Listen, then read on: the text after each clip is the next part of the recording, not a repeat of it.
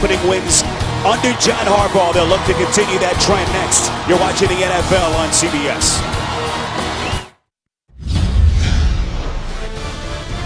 CBS Sports welcomes you to the following presentation of the National Football League.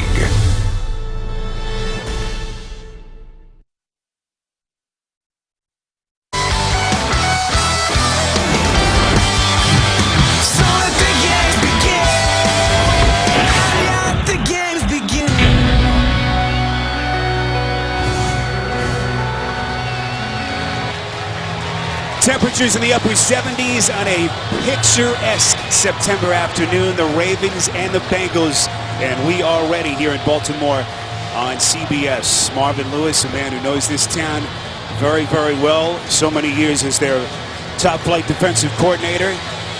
Begins year 12 now, the second longest tenured head coach behind only Bill Belichick. There is his counterpart, John Harbaugh, 7th season in Baltimore, trying to get this team back into the postseason after missing out for the first time since taking over in 2008. Brandon Tate back, Justin Tucker booms it away, and we're underway in Baltimore. Tate signals fair catch, and Andy Dalton and the Bengals will come out 1st and 10 from their own 20. 3 straight trips, first Bengals quarterback to ever accomplish that in franchise history. All the talk, Solomon, about his postseason failures, but a lot of good to talk about with Andy Dalton, who begins year 4 today. And his new offensive coordinator, Hugh Jackson, has challenged him to go from being good to being great, to be a leader in the offense. Today, you're going to see some no-huddle. They're going to put the game in the hands of Andy Dalton, but he's got a lot of weapons on this offense at his disposal. Giovanni Bernard starts his 2nd NFL season, now a frontline, undisputed #1 running back for the first time in his brief career. 1st and 10, here's Dalton. Over the middle, it's caught. That's A.J. Queen, just shy of the 30. Brought down after a pickup of 9, and a good start for this Bengals offensive front. Russell Bodine, the rookie center. How'd you like to make your first start against this Baltimore defense with that vaunted front? A.J. Green just making a catch. 3 straight 1,000-yard seasons to begin his career. A historic start for the 26-year-old man out of Georgia.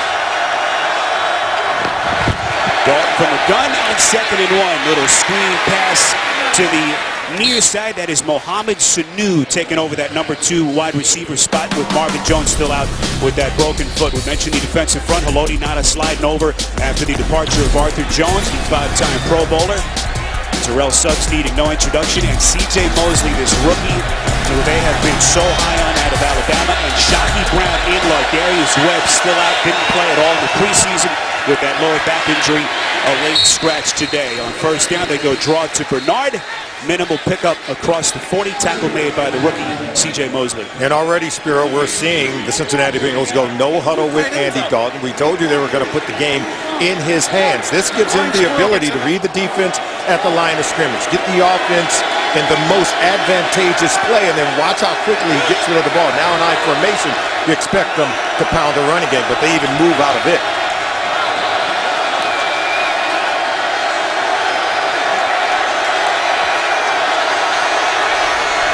Bernard splits out, bottom of your picture. This is Dalton, 2nd and 6. Off the seam, and Green nearly upended.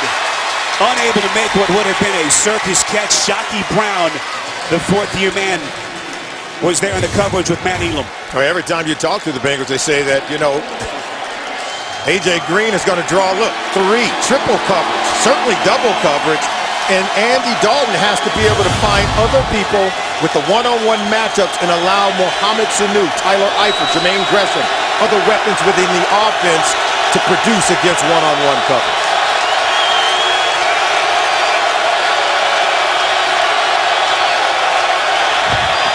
Third and 6. Dalton just kind of flushes it away. Penalty marker flies. Far sideline. Offense number 84. 5-yard penalty. Just went down. That's Gresham. And they'll mark off the yardage after the Cincinnati penalty.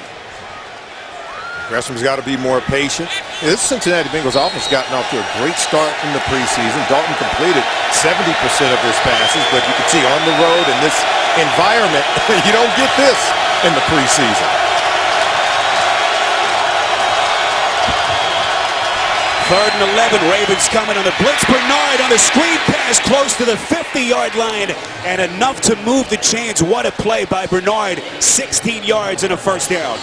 Well, Hugh Jackson said he was going to give his second-year talented running back. This is going to be Giovanni Bernard. He slips over to the left. He's lined up almost as if he's a wide receiver in the slot, but yet the offensive linemen are athletic enough to get out there and provide a screen and get out in front of Bernard so he can pick up the first down. Bernard last year over 1,200 yards from scrimmage, third among all NFL rookies. Here he is again, screen pass far side, makes the first guy miss inside Ravens territory. Darryl Smith able to force him out of bounds. And there's Hugh Jackson, so much secrecy in terms of what kind of system, Sally, he would run here. He's been a run-heavy coordinator. We've seen him throw it a lot. Yeah, and we haven't seen him run it but once so far in 6 offensive plays. This is 2nd and 6. Draw play, that is Bernard inside the Baltimore 40-yard line, and it looks like enough for another first down after a pickup of 7. And this is what we saw in the preseason from the Cincinnati Bengals offense. Great rhythm, really good chemistry. They had the penalty on Jermaine Gresham, and Hugh Jackson and his offense able to overcome it. On 3rd and 11, they converted by getting the ball in the hands of Gio Bernard, and now you can see they're off and running against this defense on the road. This is a very impressive first drive to start the season. 8th play of the drive. This is 1st and 10. Little trickery into run. A.J. Green leapfrogging over one defender and brought down at the 35-yard line. It's Darryl Smith. Pick up a 5 for Green. Oh, A.J. Green, line to the right, just off the hip of Jermaine Gresham. Comes around, and look, he sees the seam. And watch how he attacks it. Now you got to get down. You know, he's a talented player. If you're going to give him opportunities to run the ball, he's got to really be smart. Don't want to get him hurt, but this is football. Getting the ball in the hands of many of the playmakers, that's something that you're going to see Hugh Jackson do very well in a very creative fashion. Well, Green has had some memorable moments in this stadium. That Hail Mary touchdown at the end of their meeting here last year to send the game to overtime, and a good-looking drive for Hugh Jackson, and Cincinnati continues on CBS.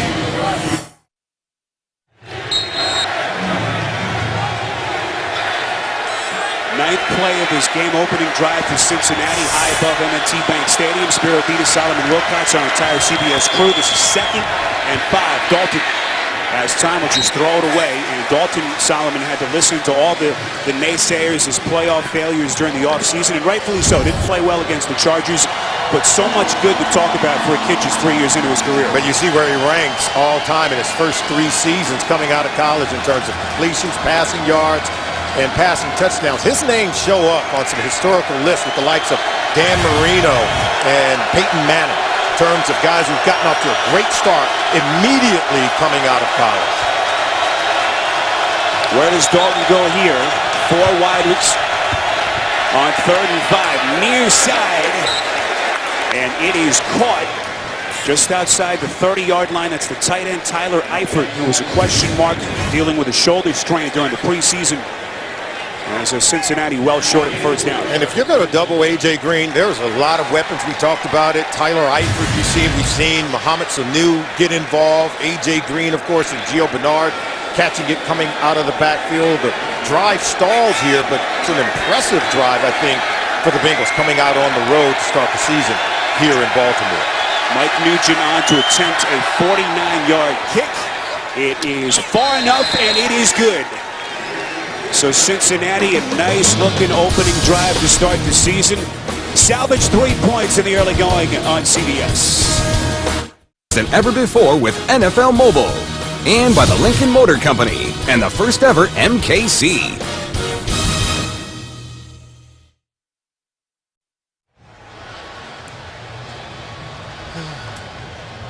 Some of the sights outside M&T Bank Stadium.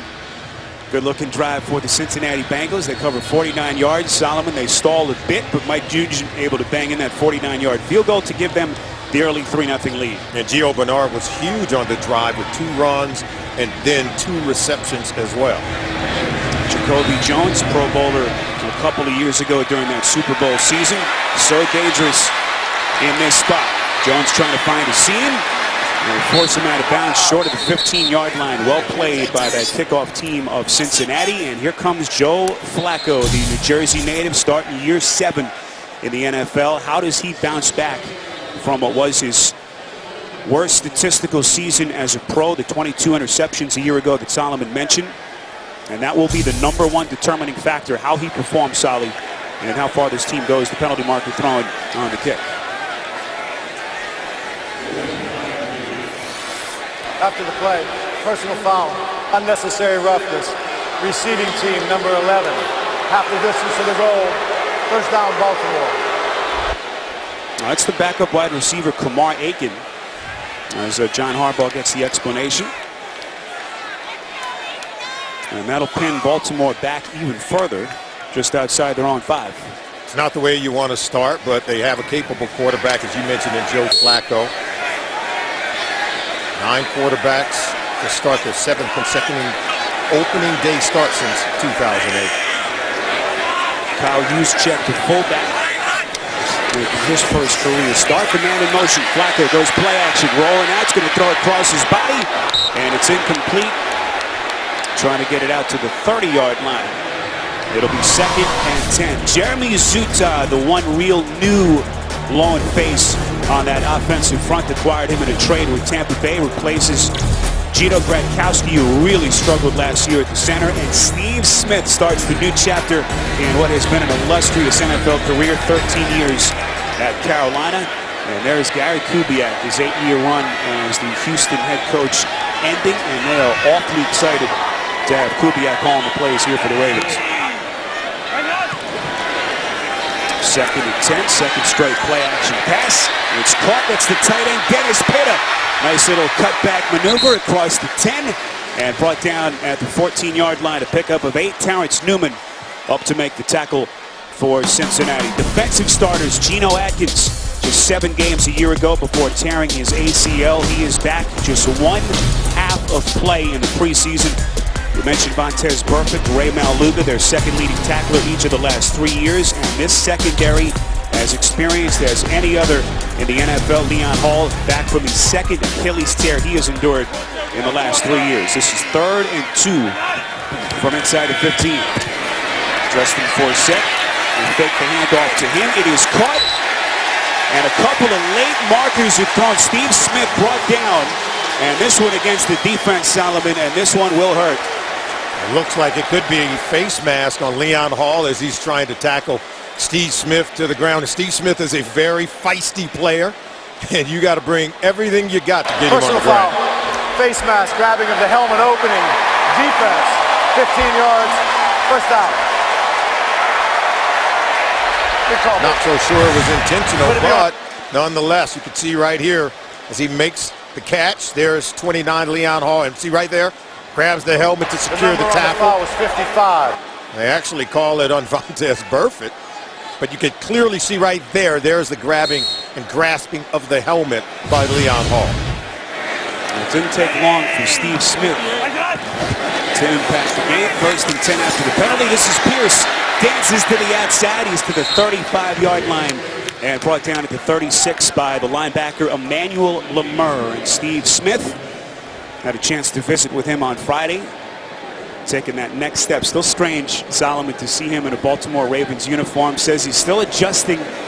You're in one place for so long. Have to find a new way to get to work. Knew all the shortcuts, of course, in Carolina. New team, new teammates, new players and coaches, and he's got a quarterback in Joe Flacco. He said hope, though, is realistic here in Baltimore. 2nd and 7. This is Forsett, acquired in the offseason from Jacksonville after that 1-year contract. Smith told us he took the wrong exit a couple of weeks ago trying to get to the airport.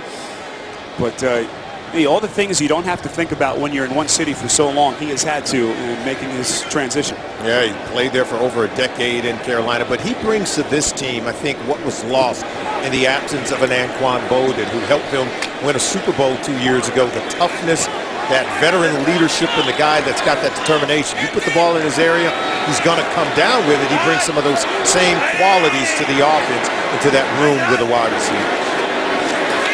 Flacco on 3rd and 5. It's caught over the middle. Smith then lost it. They roll an incomplete pass. Smith needing to get to about the 44-yard line for the first down. It is knocked down, and Baltimore will punt. And just as we said, he'll catch it and come down with it. Look at it. It's on the hands. He's got to hold on to it. But look at the hit by Leon Hall, separating the wide receiver legally from the football. He was not in a defenseless position as he turned around. Could not haul it in. Good play by the defense there. Brandon Tate back deep to receive the punt from Sam Koch. Tate signals fair catch just outside the 15-yard line, and that is where Andy Dalton and the Cincinnati offense will come back onto the field after the 46-yard punt.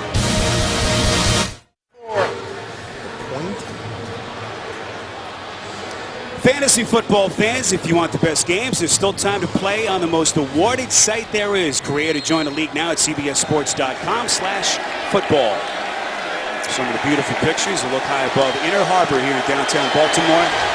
3-0 Cincinnati with just under 8 minutes to play in this opening quarter. Andy Dalton from the gun. Fakes the draw play. Sneaks forward to the 20. And they pick up some positive yardage. We've been waiting to see, Solomon, what this offense is going to look like. Going a little bit no huddle here. Yeah, going no huddle. We got some read option from Andy Dalton. What did Terrell Suggs tell us about Andy Dalton? That he's more mobile than what most people would think if you saw him there. Now look at this. Little I formation with Dalton under center. Eifert in motion. This is 2nd and 7. Dalton's pass is caught, and it's Eifert. Forced out of bounds.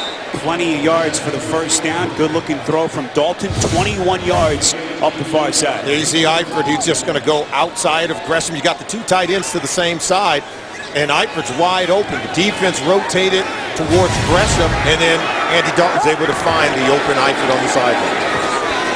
Dalton on 1st and 10, nowhere to throw, just tucks it away. And this was the concern, Solomon, for Baltimore. This secondary, all the injuries that they've had to deal with. Their top 3 cornerbacks all missing significant time in the preseason, and no Webb still out with a back injury. Yeah, Webb missed the entire preseason.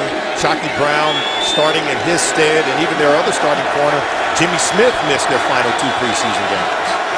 Smith suffering a chest contusion after a preseason game with Dallas. What a spin by Bernard, who has looked awfully dynamic in this opening quarter. That time a little spin run for 6. Asa Jackson, 25, comes up and whiffs, grabbing air. Watch the spin move by Gio Bernard right there. And then he's able to get to the second level. Takes the 3rd defender, Jimmy Smith, to get him on the ground. He is a threat to take it to the house anytime he touches it. But you can't donate 2 defenders to him because they have so many weapons in the offense who can also make those kind of plays. 3rd and 2. They mark it just inside the 48. Dalton, not sure if there was a miscommunication, but the play breaks down. And Baltimore's defense holds on 3rd down. And see, if you got to read the end man on line of scrimmage. He comes down, then you keep the ball. And so you got to get outside on that play, and Dalton tried to run it inside. It was a great read on the read option. He saw Suggs come down inside. He's got to keep it. He can't give it to the running back when that defensive end comes crashing hard inside. After he pulled it out of the belly of the back, though, he's got to bounce it and run wide with it. So Cincinnati sends out. With the game clock operator, please reset the game clock to 5 minutes, 15 seconds. 5:15 on the game clock, please. Give credit to Coach Harbaugh's defense for coming up to stop there on 3rd down. Trying to get the ball back for his offense. The Bengals have dominated time of possession here in the first quarter of play. Kevin Huber standing around his own 35-yard line. The left-footed kicker boots it away. Jacoby Jones signals fair catch. Has it at around his own 17-yard line. 36-yard punt by Huber. Flacco back onto the field. Ravens down 3-0. The NFL on CBS is sponsored by Nationwide Insurance. Nationwide is on your side. And by Bud Light, who reminds fans to stay in the game and drink responsibly.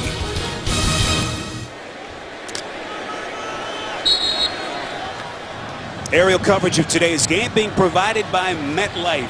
Some incredible pictures high atop M&T Bank Stadium. Joe Flacco and the Ravens back onto the field. This is 1st and 10. Bernard Pierce, just the 2nd start of his young NFL career. The Ray Rice 2-game suspension officially beginning today. And he said it himself, his teammates having his back this week, talking with the media. This the biggest moment, Solomon, of his young career. Well, he understands it's an opportunity over the next couple of weeks to assert himself. Had a really good preseason where he ran the ball very well, over 4 yards per carry, but last year struggled.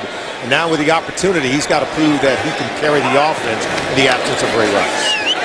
We've seen a lot of play action from Flacco already. That short pass thrown right at the feet of Juszczyk, the 2nd-year fullback out of Harvard.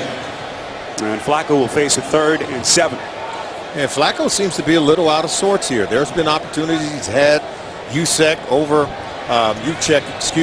in the flat where he didn't hit him when he was open. There's been other receivers open at times, and you can tell just the offense not clicking for Gary Kubiak in the early going. Flacco just 2 for 5 so far, 11 yards. We'll see what he has in store here for the defense on 3rd and 7. Protect Flacco. His pass not even close. And Sam Cook again will come on to punt. Well, therein lies part of the frustration. What did Flacco tell us about Torrey Smith? Doesn't always trust him in the underneath. See him in the slot here, watch him slip and fall.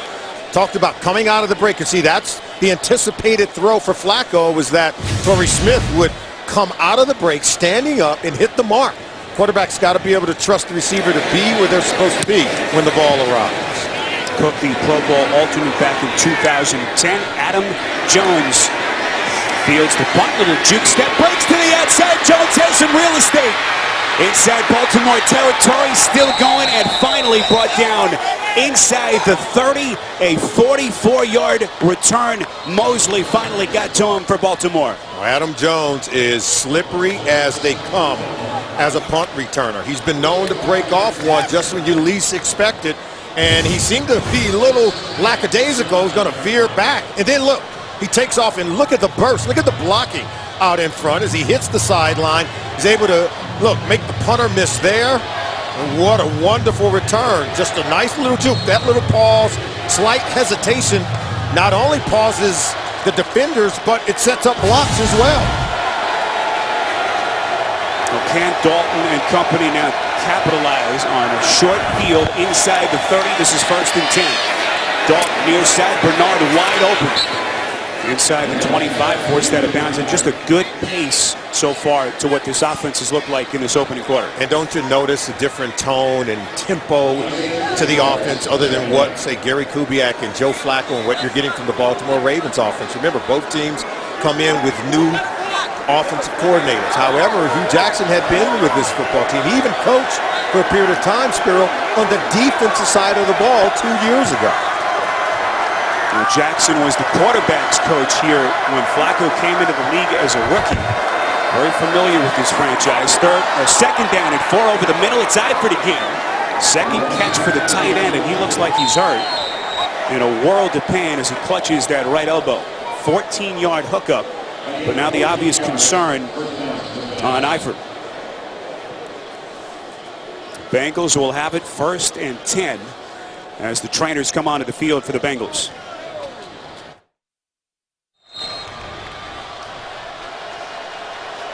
Bengals tight end Tyler Eifert being escorted into the locker room. What appeared to be a very gruesome hit to his right elbow. We're going to spare you the replay as they have it 1st down and goal inside the 10. This is Gio Bernard.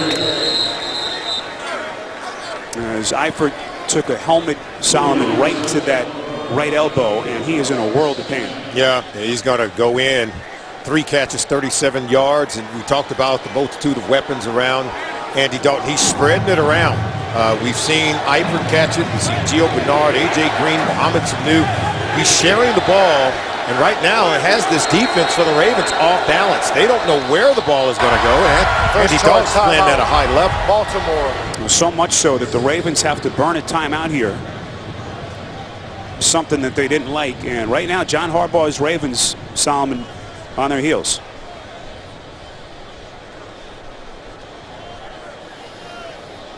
Does the premier here Thursday Night Football on CBS and the NFL Network. It kicks off this Thursday when Pittsburgh takes on the Ravens in another AFC North matchup.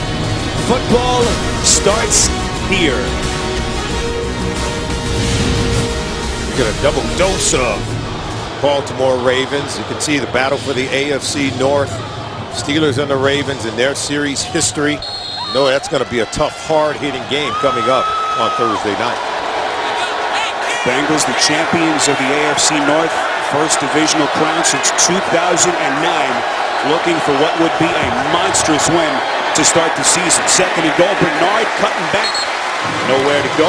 Defensive front holds as they bring him down right around the line of scrimmage. We're seeing them run the football, and here it's third and goal. We're getting it to Gio Bernard. We've yet to see the rookie, Jeremy Hill, but it's really Andy Dalton. He's reading the defense. He's looking at the most advantageous defense for running the football. Six in the box. He's going to check to the run. Right now, no one in the backfield with Dalton. Mohamed Sanu and Brandon Tate among the four wide receivers set. That's Bernard flashed up top of your screen.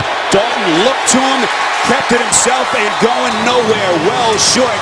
It'll be fourth and goal. Chris Kenny got there first. Now, when do you want to take off with that quarterback draw? That's when they come screaming up the field. Let's see if they get that. I don't think they do. I think, look at them. Everyone stays on the line of scrimmage. That means Dalton has to back up, and he's got to find a receiver to throw it to. If you don't see a quick, fast rush from the defense, there's no way you're going to be able to run that quarterback draw and get into the end zone. Nugent hit from 49 yards earlier. This is a little chip shot from 22. His punter, Kevin Huber, to hold. Nugent's kick is good.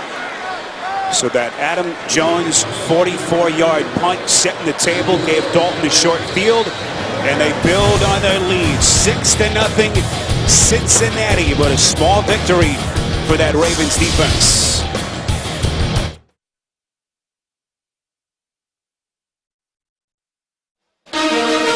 Well, Jim Nance hosts a Star Pack special celebrating NFL football and classic moments in prime time under the lights. Comes your way Wednesday on CBS.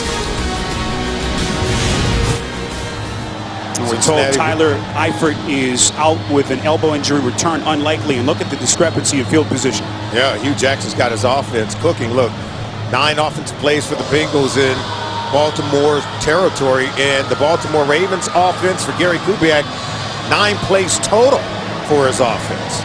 So they've got to get something going.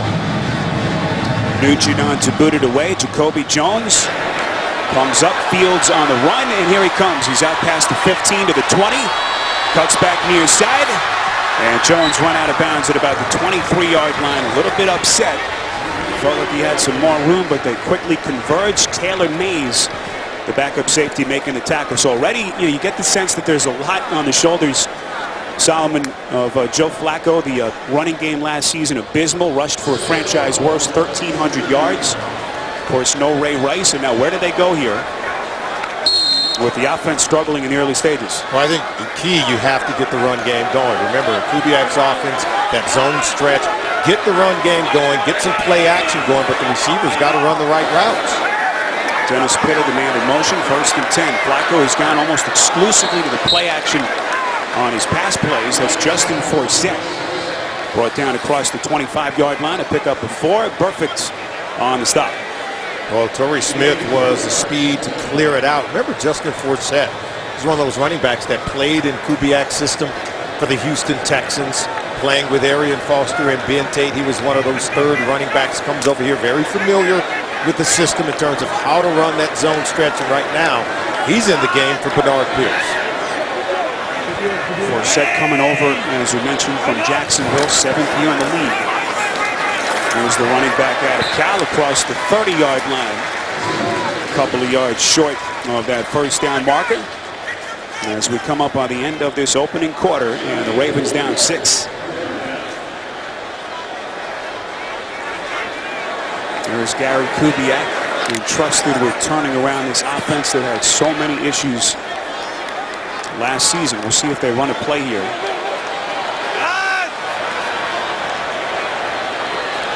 Jones in motion.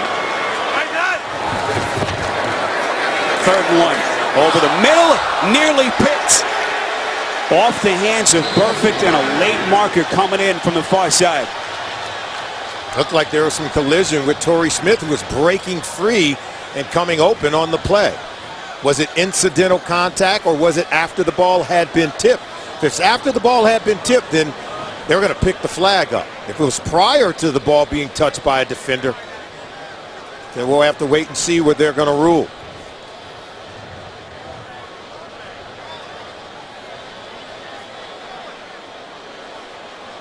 They're huddling up, but they do have that microphone and communication device where they can communicate without a huddle.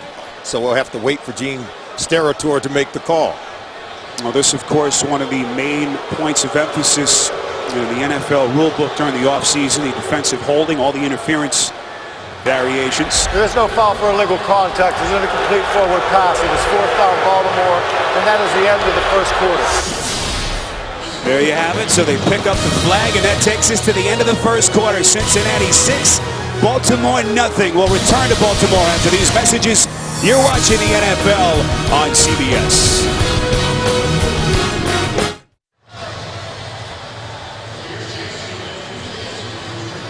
Start of the 2nd quarter as the NFL on CBS continues. We're in Baltimore, 6-0 Bengals.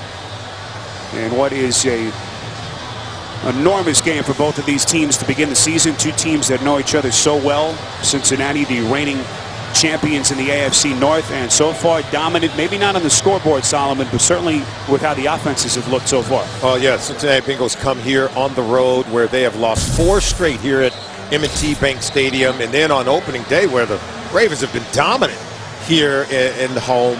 So now the Cincinnati Bengals have gotten off to a good start. Joe Flacco in the new offense by Gary Kubiak. You can tell they're struggling, and they're trying to find some rhythm and pacing within their system. There's Sam Cook, the 9th-year punter, standing inside his own 20. Brandon Tate back deep at his own 24. And Solomon mentioned they have been dominant here in home openers, 8 straight, 6 in a row under John Harbaugh. And they have won 14 consecutive home games in the month of September.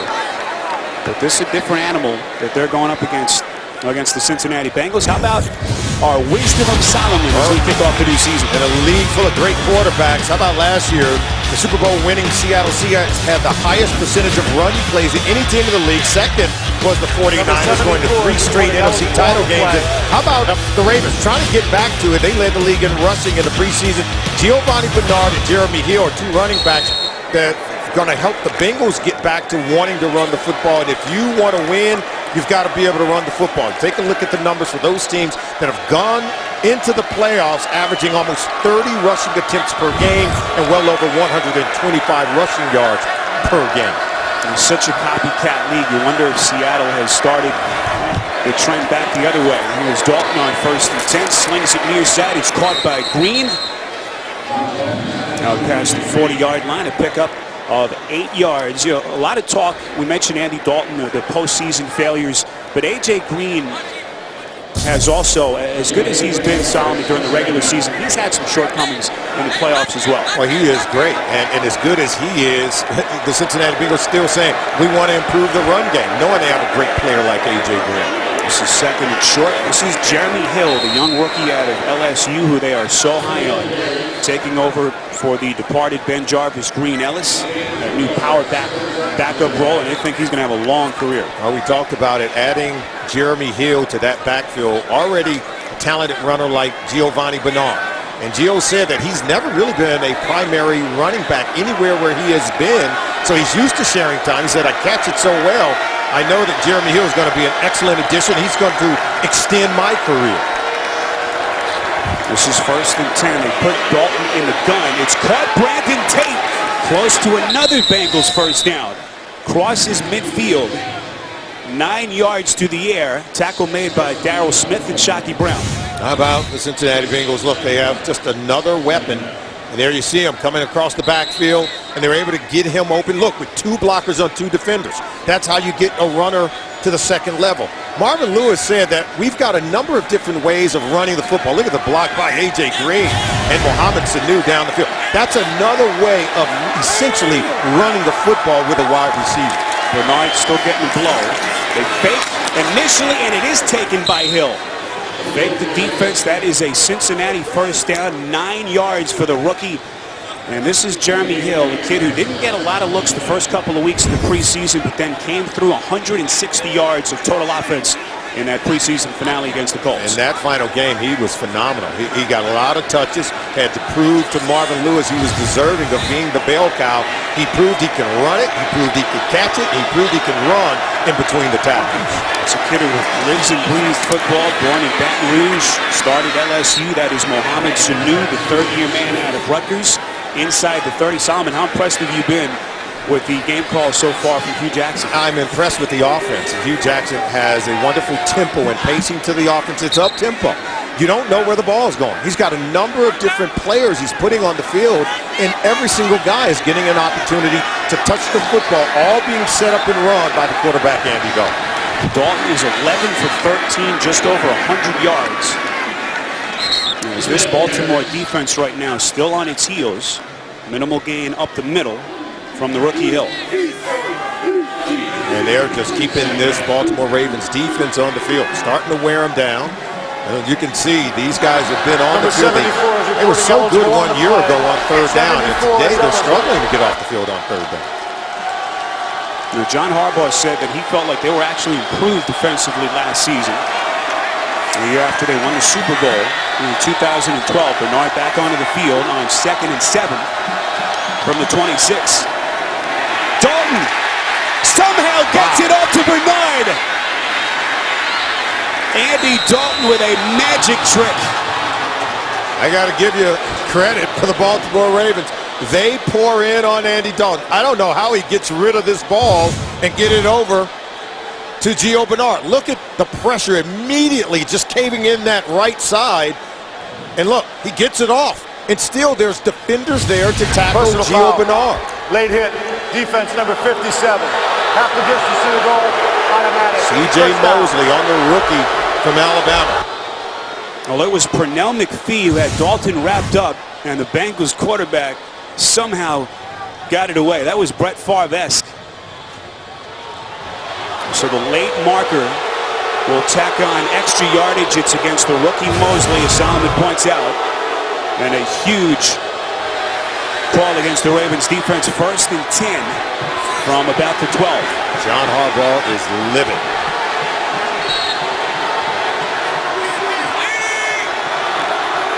Bernard, the lone setback on 1st and 10. Takes the pitch from Dalton. Follows his lead blockers inside 10. Brought down by the new starting defensive nose tackle, Brandon Williams. Spiro, take another look at the late hit. You're going to see C.J. Mosley come in at the last minute. He's diving. See right there, hit to the helmet as Gio Bernard was on the ground. It wasn't a malicious hit. Nonetheless, it's about player safety. I think that's something that when you're a college player and you come to the NFL level, that's something that you really got to be able to grasp, the safety rules, because the game is played differently at this level. Well, Bernard kind of sold it well a little bit, threw his head back. 2nd and 8, Dalton from the gun. All day to throw, incomplete. Intended for the tight end Gresham. Ball was tipped.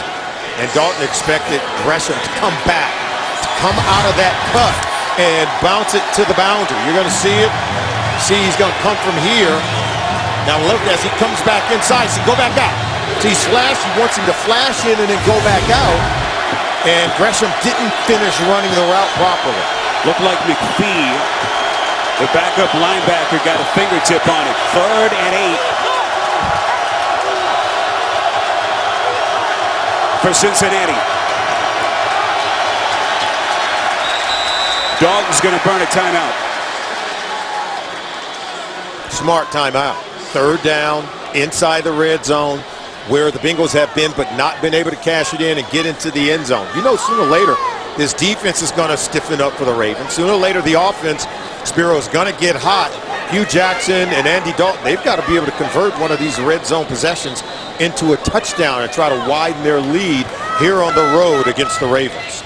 Well, it's not too late to play NFL.com Fantasy. Enjoy free new mobile app so you can join, draft, and play from anywhere. Sign up right now at NFL.com/fantasy. Andy Dalton off that new monster contract extension, 6 years, $115 million. Trying to get his Bengals a huge road divisional win on his first Sunday of the new season. One of the biggest plays of this first half so far, 3rd and 8 from the 10. Gio Bernard has been the weapon of choice, even in the check down, to make plays down inside the red zone.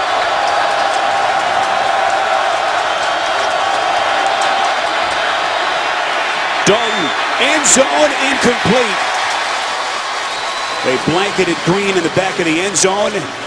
And once again, they move the football, but have to settle for 3. Yeah, it's going to be A.J. Green running down the back end of the end zone. Just throw it high where no one could get it. Don't risk the turnover. That's something that Andy Dalton, when we talked to him yesterday, Spiro, he said that's the one area where he can improve. Protect the football and don't turn it over. Keep the points on the board when you have a chance to get the field goal inside the red zone. Mike Nugent, 2 for 2 so far, this time from 28. And from 49 and 22 earlier. So Cincinnati can't find the end zone, but they build on their lead on CBS.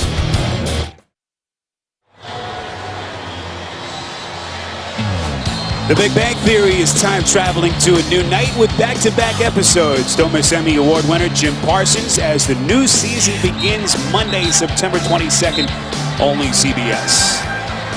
Beautiful Sunday afternoon, first Sunday of the new season. Spiro Ditas, Solomon Wilcox. You see Camden Yards up at the top right of your picture. What a great sports town this is, but right now these Ravens fans a little bit apprehensive with this start. Well, they've given up 3 field goals, down 9-0. Yeah, they saw enough of this last year with the offense being stagnant, not being productive and able to move it. Got to give the Bengals defense a lot of credit. They're playing very well. They're causing confusion in the mind of Joe Flacco. Doing a good job of jamming the receivers at the line of scrimmage. Jones will try to run from the back of the end zone. Makes a guy miss, streaks up the sideline, and finally forced out of bounds. And finally, Joe Flacco will have some good field position. It was Mike Nugent, the kicker, who forced him out of bounds. Excellent play on the return. Flacco trying to get him on the board next. The NFL on CBS is sponsored by DirecTV. If you call yourself a sports fan, you gotta get DirecTV. McDonald's, official sponsor of the NFL. I'm loving it. And by the all-new 2015 Acura TLX. It's that kind of thrill.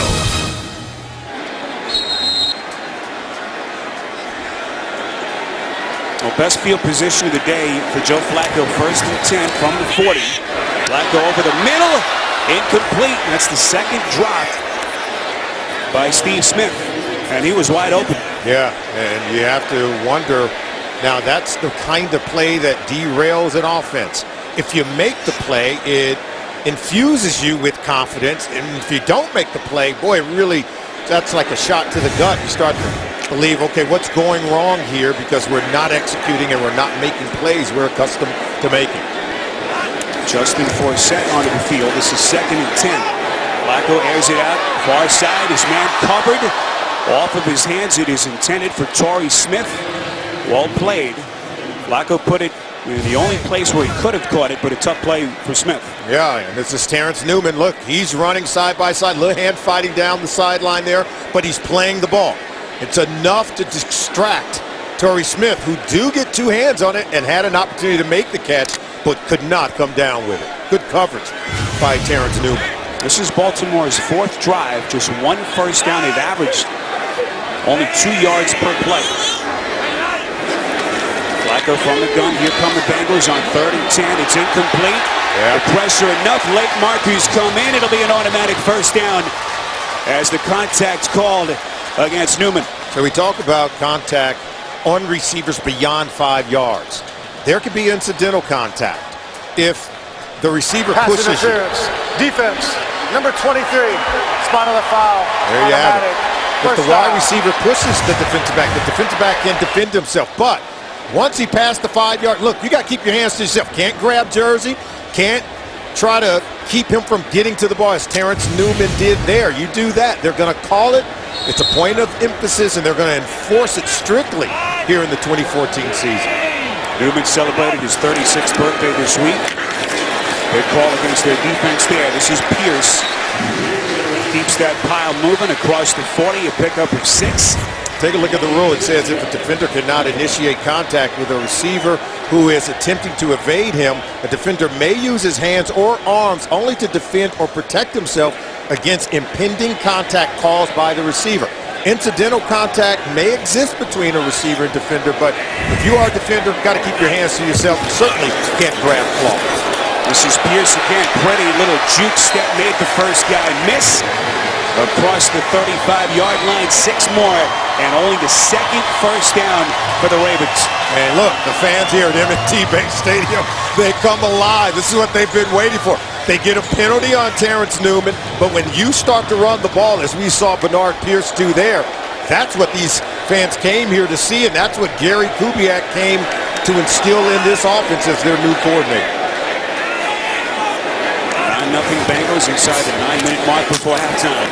Pierce again, that time is buried in the backfield by Vontaze Burfict. Wow. All he did 2 years ago, going undrafted. Last year led the NFL, Solomon, with more than 170 tackles. He's a sure tackler. He runs through gaps as well as any linebacker I've ever seen. You just saw it there. It's why he makes a lot of tackles in the opposing offense's backfield. And he's also good in coverage. He is the undisputed leader on this defense, was voted captain by the coaches and teammates. You look at their new defensive coordinator, Paul Gump. Rewarded him with a $20 million contract extension. First Bengal to make the Pro Bowl since Jim LeClaire. In terms of their linebackers, that time play for his back. Ball tipped by Wallace Gilberry, the starting defensive end out of Alabama. We talked to Joe Flacco. He said, is this the tallest defensive line you've ever seen? He said, by far. Wallace Gilberry is 6'2", he gets it, but he's one of the short guys because you've got guys like Carlos Dunlap at 6'6", Marcus Hunt at 6'8". Got some tall, long-armed defensive players. Flacco now 0 for 3 in the shotgun throwing the football. Line him up in the gun again on 3rd and 13. Bengals showing blitz. Flacco flushed out. Is hit just on a release. Was able to get it out just at that last instant. Reggie Nelson and the backup linebacker Vincent Ray on the pressure. Boy, they get pressure. You can see them coming here. And then just watch even Vincent Ray, 57, coming in the A gap.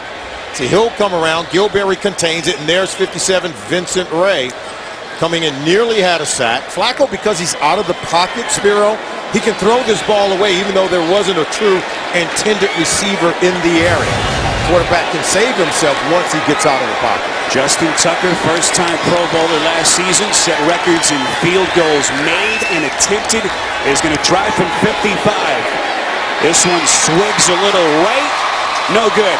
Wow. It looked good when it left, but you're right. It started to move on him. As he pulls it and unable to come away with points after getting their best field position of the day.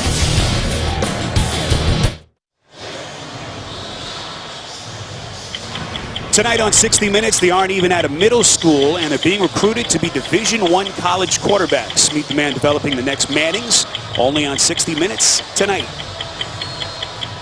This is as picture perfect a day as these fans could have hoped for. Some of the incredible pictures.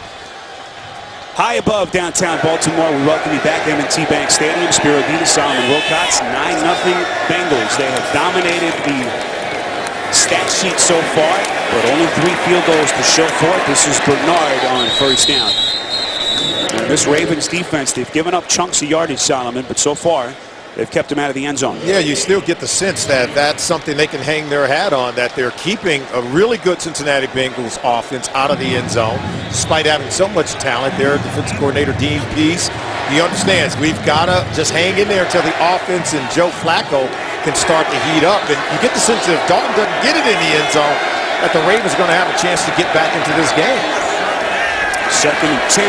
Dalton's pass is batted down by Haloti Ngata, Wow. 5-time Pro Bowler. That big guy. What athleticism. 6'4", 340. And can move. Watch this, Spiro. Big number 92. Watch him flash. Getting in the passing lane. Look at him get vertical. And then he had the finger wave. Did he just go to Dikembe Mutombo? He did. He go finger wave to Dikembe Mutombo in the face of Andy Dalton. Really nice play by Haloti Ngata. 3rd and 10 now.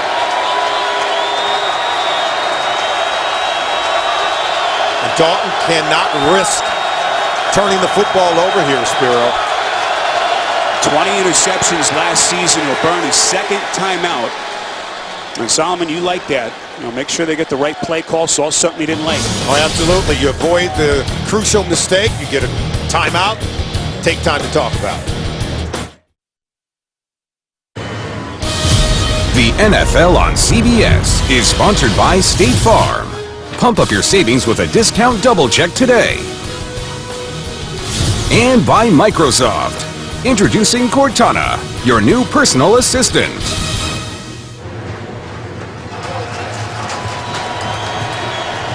Well, it wouldn't be a trip to Baltimore without some crab cakes.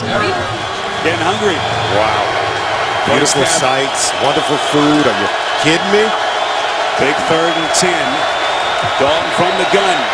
Ravens coming blitz, gets it out to Gresham inside Baltimore territory and lunges forward for the Cincinnati 1st down. He picks up a dozen.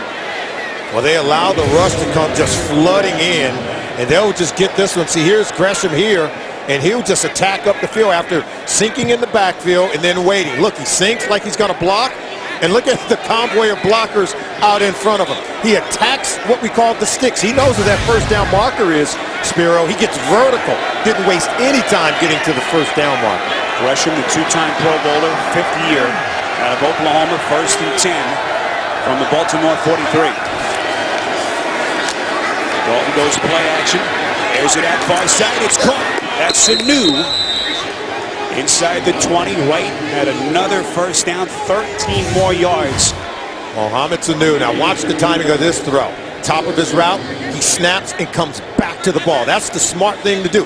Drive back to the ball. Now, Sanu is the starter opposite of A.J. Green. They're without their other talented receiver, Marvin Jones, who had a heck of a season with 10 touchdown receptions 1 year ago. Offset eye to the left. This is Bernard on 1st and 10. They bury him. Suggs getting there first. 2011 Defensive Player of the Year, 6-time Pro Bowler, dumps him for a loss of 5. You knew Suggs would make his presence felt. Watch him here against, that's Andrew Whitworth, comes underneath. Seldom can you come underneath the tackle that way and still make that play. If Bernard gets outside of it, boy, he's going to run for a long run, and Suggs is going to be chided by the coaching staff and Coach Harbaugh. You come underneath, you better make that play in the backfield. Suggs now the longest tenured player on this Ravens team. 2nd and 15 after his tackle. Dalton going to take a shot. Near side end zone, incomplete. Tipped down by Jimmy Smith, playing with that chest contusion that Solomon mentioned early. And that secondary, bending but not breaking. Yeah, he's a former 1st-round pick. If there's anyone who could be a shutdown corner on this defense, along with Ladarius Webb, it's Jimmy Smith. Stays on top, plays the ball perfectly, nearly made the catch for an interception. At no point was Brandon Tate open, and Jimmy Smith had this covered every step of the way. Nearly intercepted the throw from Dalton. Well, Terrell Suggs said, don't sleep on Jimmy Smith. Could be the next Pro Bowler produced by this Ravens defense. Little sidearm delivery to Sanu again. Sanu has had an active role in this 1st half, 6 yards across the 30, but well short of that 1st down marker. And did you see that previous graphic? 36 offensive plays for the Cincinnati Bengals offense and only 36 total yards of offense for the Baltimore Ravens. Right now, the Cincinnati Bengals dominating time of possession. They're doing a really good job of not pressing to make the big play and allowing themselves and Mike Nugent to put points on the board by way of field goal attempts. Well, Nugent last year attempted the fewest field goals of any kicker who played all 16 games, just 22 attempts. He's had 4 already in this 1st half, and he's perfect. Well, the reason why is because Andy Dalton and his offense was the second best red zone offense in the National Football League. They converted when they got down there. Dean Pease right now, his defense is holding serve in the red zone, not allowing Andy Dalton to get it into the end zone. 46-yard kick from Nugent, and it's 12-0 Cincinnati. Coming up on the Verizon Halftime Report, we'll send you to New York. JP, Tony, Bart, Boomer, and Coach Cowher with all the latest NFL scores and highlights. We'll also get you a special preview of the debut of Thursday Night Football coming up on CBS and NFL Network. It's all coming up on the Verizon Halftime Report. This morning, the guys on our NFL Today show were talking about A.J. Green, what a very special player he is. The 260 receptions, the most of any wide receiver in their first 3 years in the NFL. And he's done it rather quietly. We know how good he is, but boy, when you put him next to some of the NFL greats and thinking about how young he is and how young his quarterback is, well, we can see a lot of records fall by the time it's all said and done with A.J. Green. Green said he added about 10 pounds of muscle during the offseason. Young man still trying to perfect his game. Can't be much better than he's been. If he improves his game even more than what we've seen in the first 3 years, NFL defensive backs better watch out.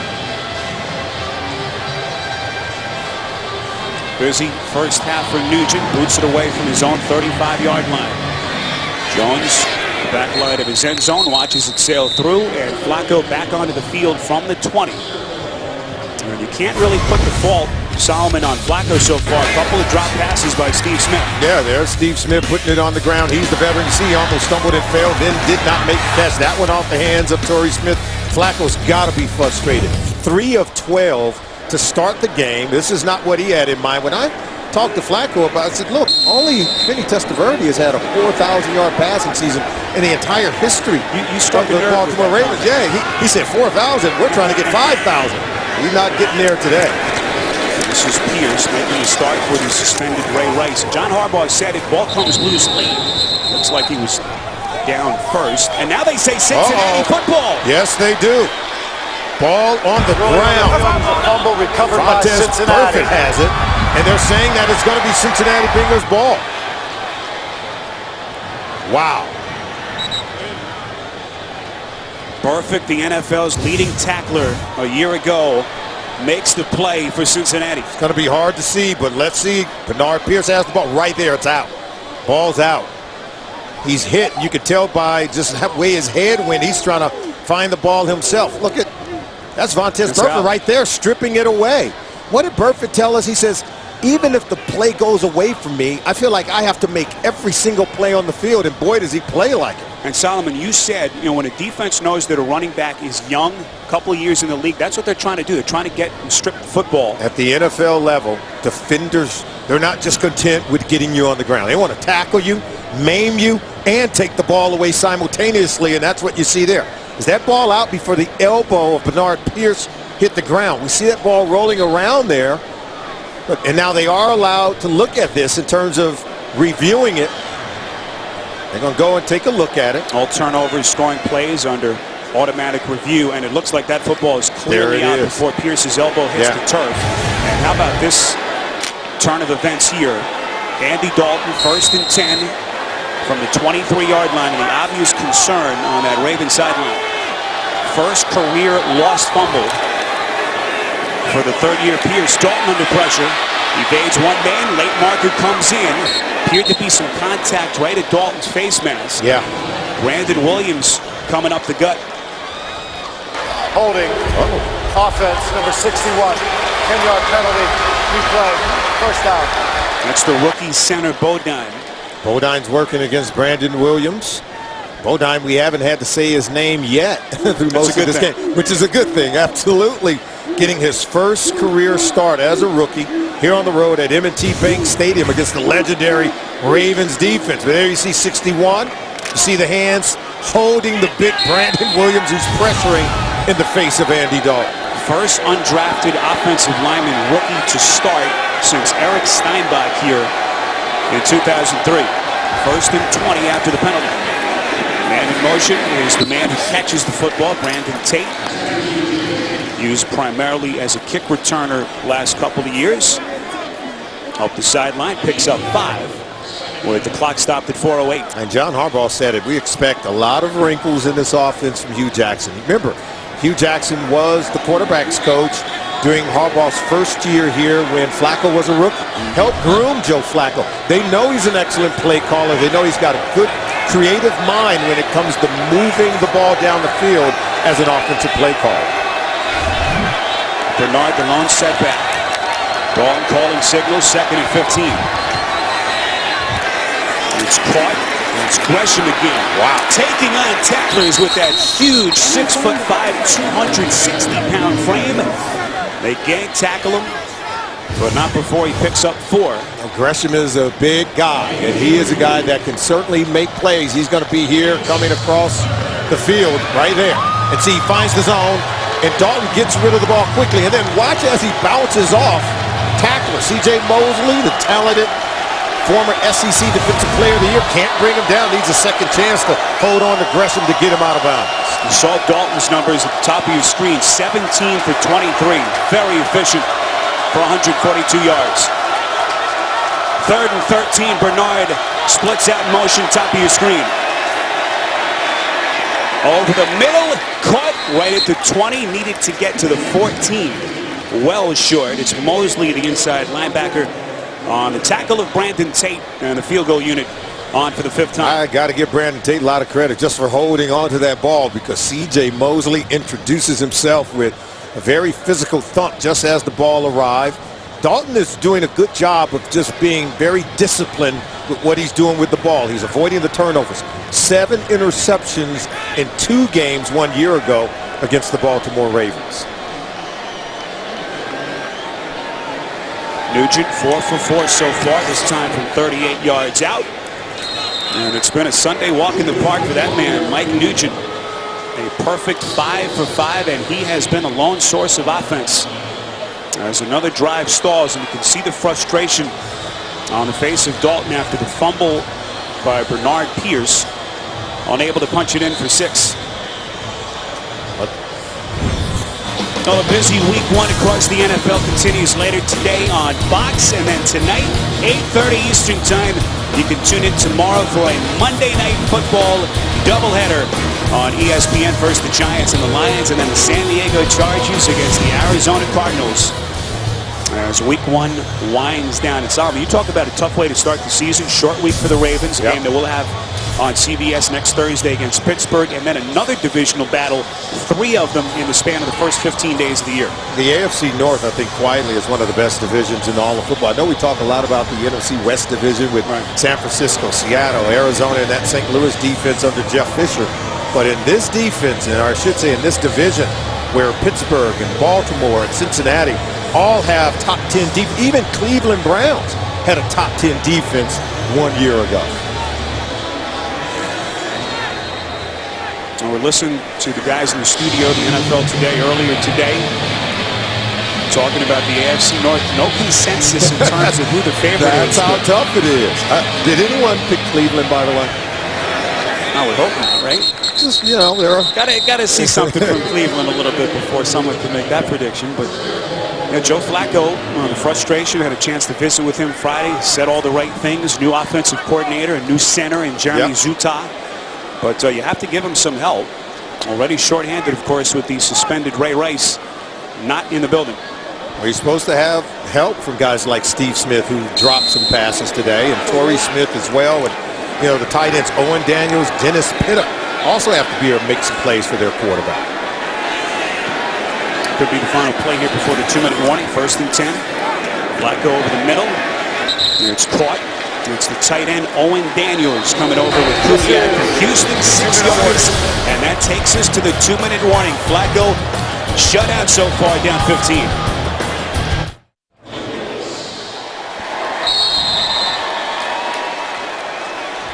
Sparrow Dinas, Solomon Wilcots, our entire CBS crew with you. M&T Bank Stadium in Baltimore. Can this Ravens offense get something on the board here inside of 2 minutes? What a play by Torrey Smith. First time we've seen him solidly have any impacts on this game. 15 yards and one of the few Baltimore first downs. George Iloka on the tackle. Coming up, the Verizon halftime report will send you to New York. They'll have all the latest scores and highlights. Get you a special preview of the debut of Thursday Night Football on CBS and NFL Network. Coming up on the Verizon Halftime Report. 5 field goals by Mike Nugent, all the scoring we've seen so far. 1st and 10. Flacco has time. Flushed out. Across his body. Completes inside Bengals territory to Jacoby Jones. We have to give a lot of credit to the Ravens offensive line. They're doing a good job of protecting Flacco, and Flacco's not given enough credit for doing this. Getting out of the pocket, moving around, extending plays, buying time for his receivers to get open down the field. You protect him, he will find the open receivers. Now the receivers got to do a better job of catching the football. Flacco hit hard as he throws right through the fingertips of Jones, who has to make that catch. Just as we said it, you've got to be able to make those catches. Joe Flacco hangs in there against the blitzing Vontaze Burfict right in his face. And look, drops this one in the bread basket for Jacoby Jones. Got to be able to haul it in for your quarterback. He's taking a hit in the backfield from Burfict, and now you've got to reward him. Looks like Burfict is injured behind the play. Solomon, you wonder if the sun is maybe having an impact, but we have seen 3 drop balls by some short-handed Ravens receivers. You know what coaches say when you come back and tell them that, Coach, the sun was in my eye? They say, you know what, don't tell me about the labor pains, just show me the baby. Just make the play when the opportunity is there. And Burfict comes in on Joe Flacco, and look at the hit here. My rule, an injury that occurs under 2 minutes with the team out of timeouts is their 4th timeout. The clock was not running in this situation, so there will not be a 10-second runoff. It is Cincinnati's 4th timeout. If they have another timeout before the end of the half, it'll be their 5th, and it will carry a penalty and a 10-second runoff potentially. Well, that's about as good an explanation as you'll get. Gene Steratore. Well, Burfict hit Flacco so hard he hurt himself, and he couldn't let in Solomon with the helmet. Injury. We need to set the play clock to 40 seconds. 4-0 on the play clock. Thank you. And Burfict did try to play through it. He got up. Now, had he stayed down the entire time, the Bengals would not be charged with that timeout, but he got up and tried to shake it off. Look, as he comes right in, I think the knee or something right there to the torso of Joe Flacco. Actually, it was Flacco's knee to Burfict's torso, I think, may have caused some kind of discomfort where Burfict could not continue to play. Burfict, 23 years of age, a young kid out of South LA. His story well known at this point, undrafted out of Arizona State, made the team as a rookie, started 14 games, led the team in tackles, and led the entire league in that category last season, and certainly a guy that they can ill afford to lose.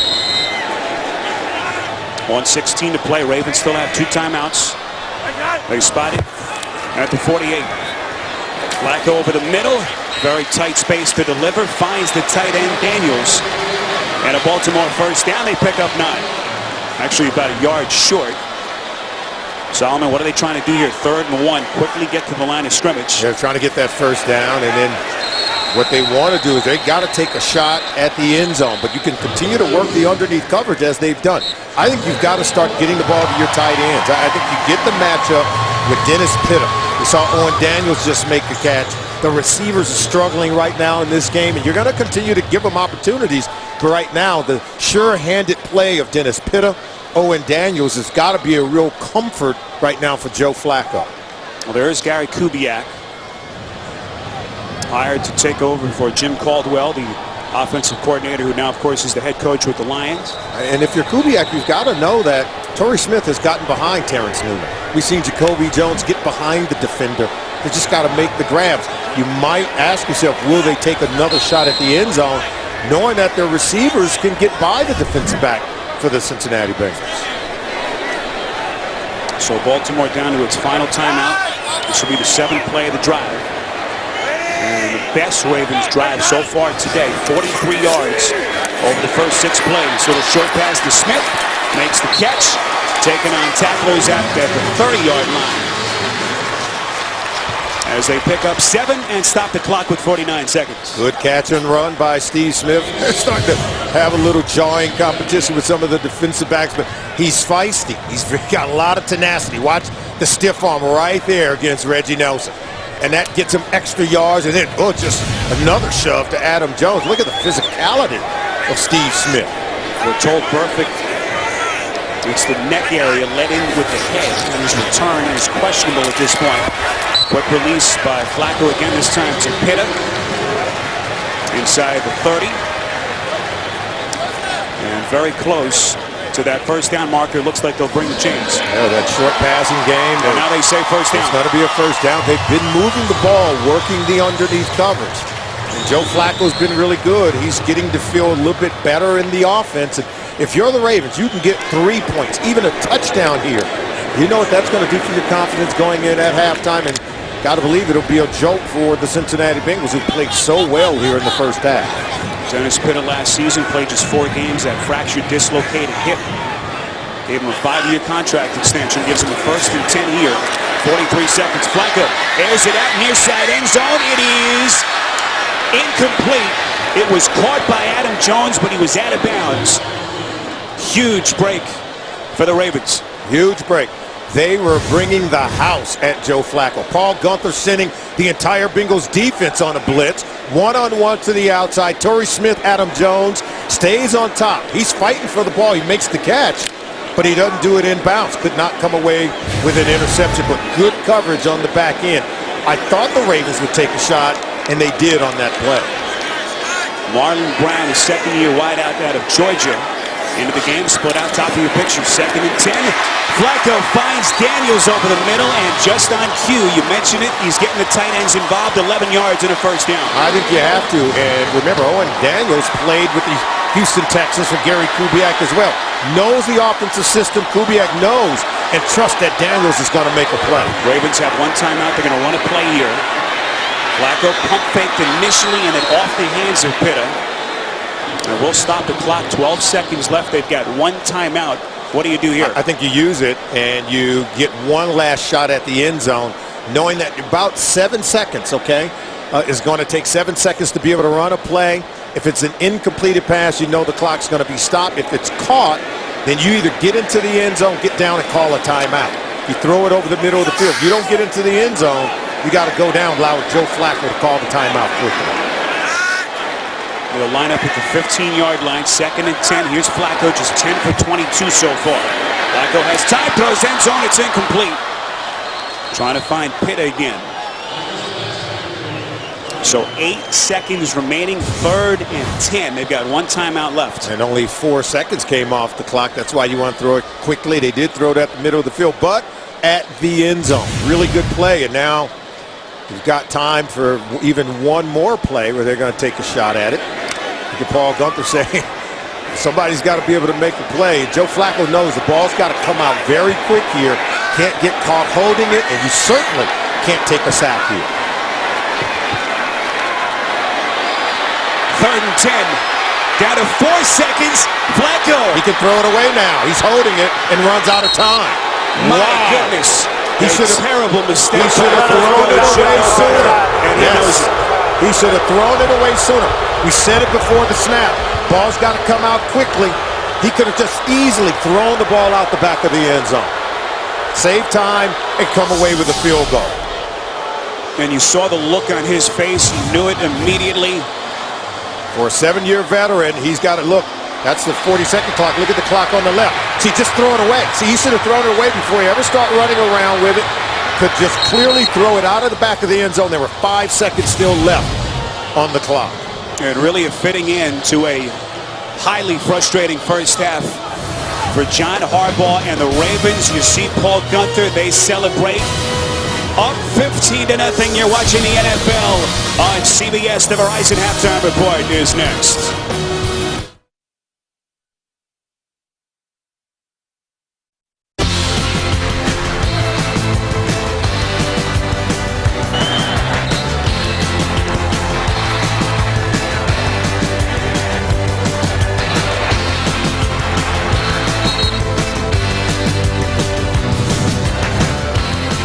Five field goals by Mike Nugent, the only scoring in the first half, as we welcome you back. 15-0 Cincinnati up at halftime here in Baltimore. Spiro Ditas and Solomon Wilcots frustrating on one side. All kinds of issues for Baltimore's offense. How do they turn it around? Well, if the Baltimore Ravens are going to get back into this ball game, they've got to begin to catch the ball at the top of the routes for the wide receiver when Joe Flacco gets them the football.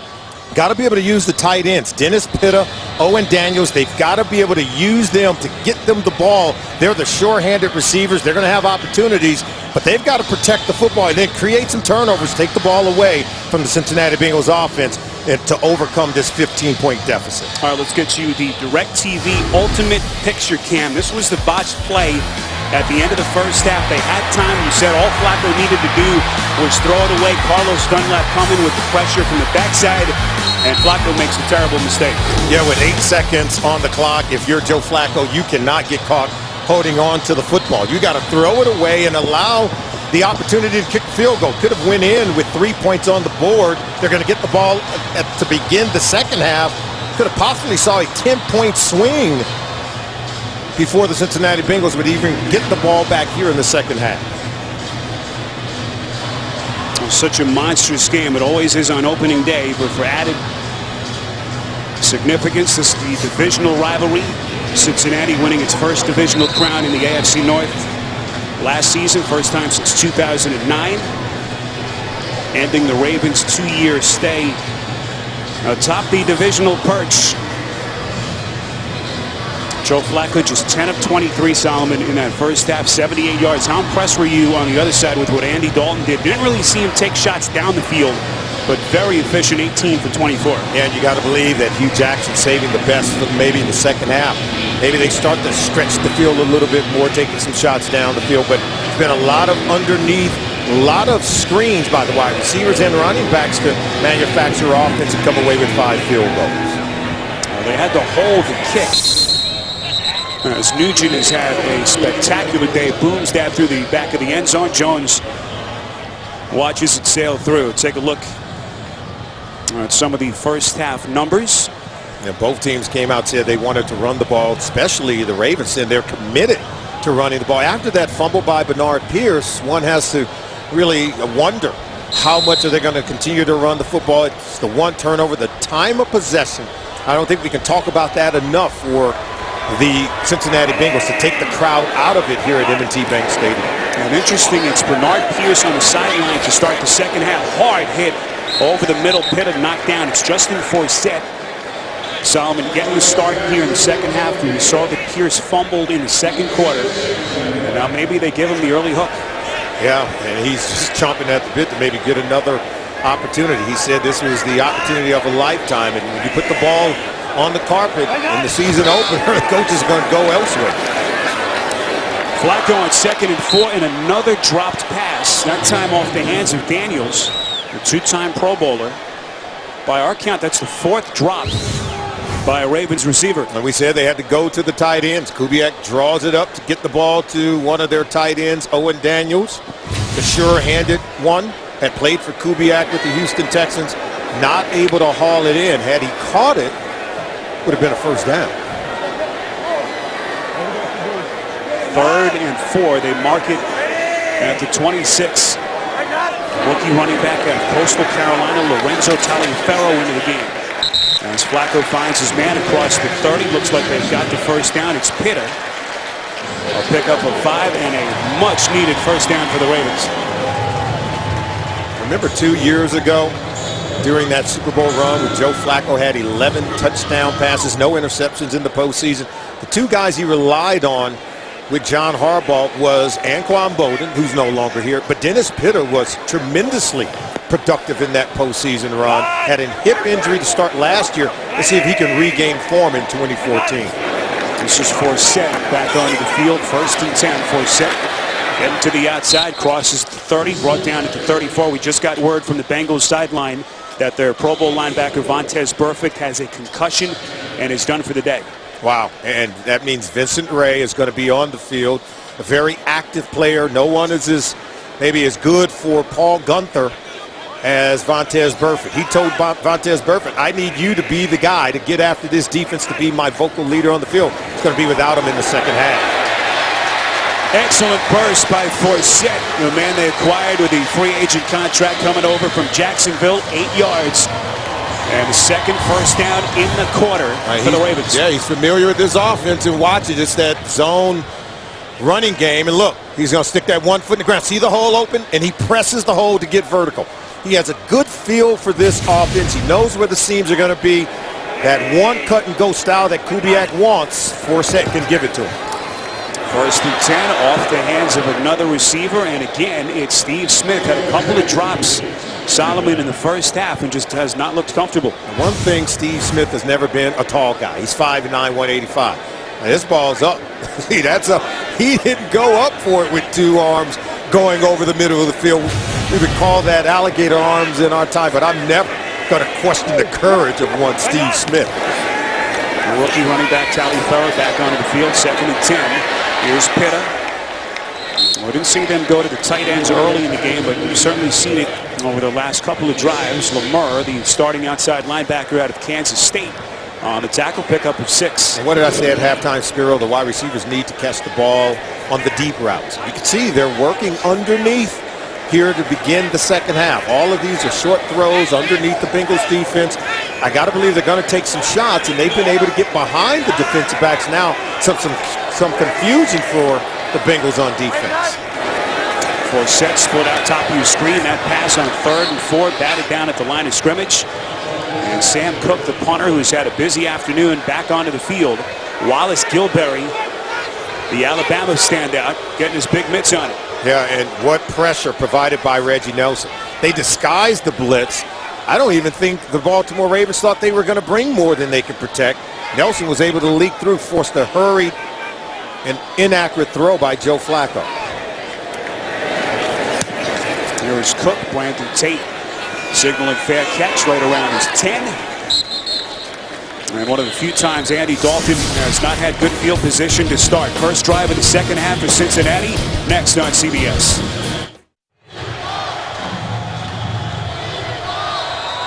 High above M&T Bank Stadium, downtown Baltimore, 15-0. Andy Dalton and the Bengals onto the field. First time of the second half. Bernard, we've seen that spin move today.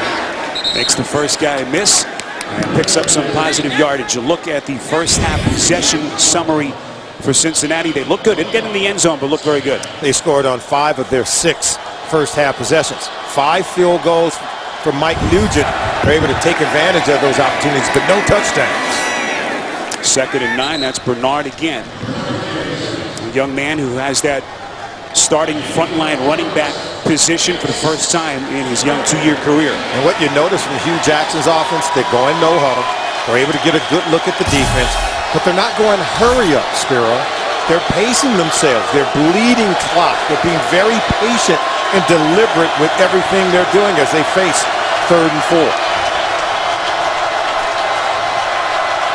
Brandon Tate in motion, 3rd and 4. Dalton Forsett, Bernard wide open across the 40 and brought down just outside the 45-yard line by the safety Darian Stewart, but not before Bernard burns him for 32. See, we talk about be fast, but don't hurry. Take a look. He comes out of the backfield. See, they're very deliberate in what they're doing. They totally and completely lose track of him. He gets so outside. That's a lot of room to work with. And Gio Bernard in space is as dangerous as they come in the National Football League. Great play design and good read and recognition by the quarterback, Andy Dalton. Bernard told us he's never really been the guy for a full season. Last year, the split time with Ben Jarvis, Green Ellis at North Carolina. Always so many running backs as they find a wide open A.J. Green inside the Ravens 30. And this Baltimore defense right now, again, going backwards 22 yards. Look, he gets behind the linebacker, settle in, like he's going on the 7, but then cuts it short underneath the safety. That was good, what we call coverage recognition, and he adjusted the route, not going so deep where the safety can defend it, but he gets beyond the linebackers, creating a nice window for Andy Dalton to complete that pass. Look at Dalton's numbers, 20 of 26. Now he's over 200 yards. Here's Bernard. Takes a hard hit from the safety, Matt Elam. Now in his 2nd season. You know, Giovanni Bernard's 5'8", 200, but rarely do you see someone stamp him as you saw Matt Elam do, because he's so hard to hit in space. Very seldom do you get a chance to tee off on him. He can make you miss in the phone booth. Well, Elam back to his natural position at strong safety this year, able to capitalize on his aggressive style of play. A lot of growing pains last year, but makes a big play there. to put Cincinnati in a 2nd and 7.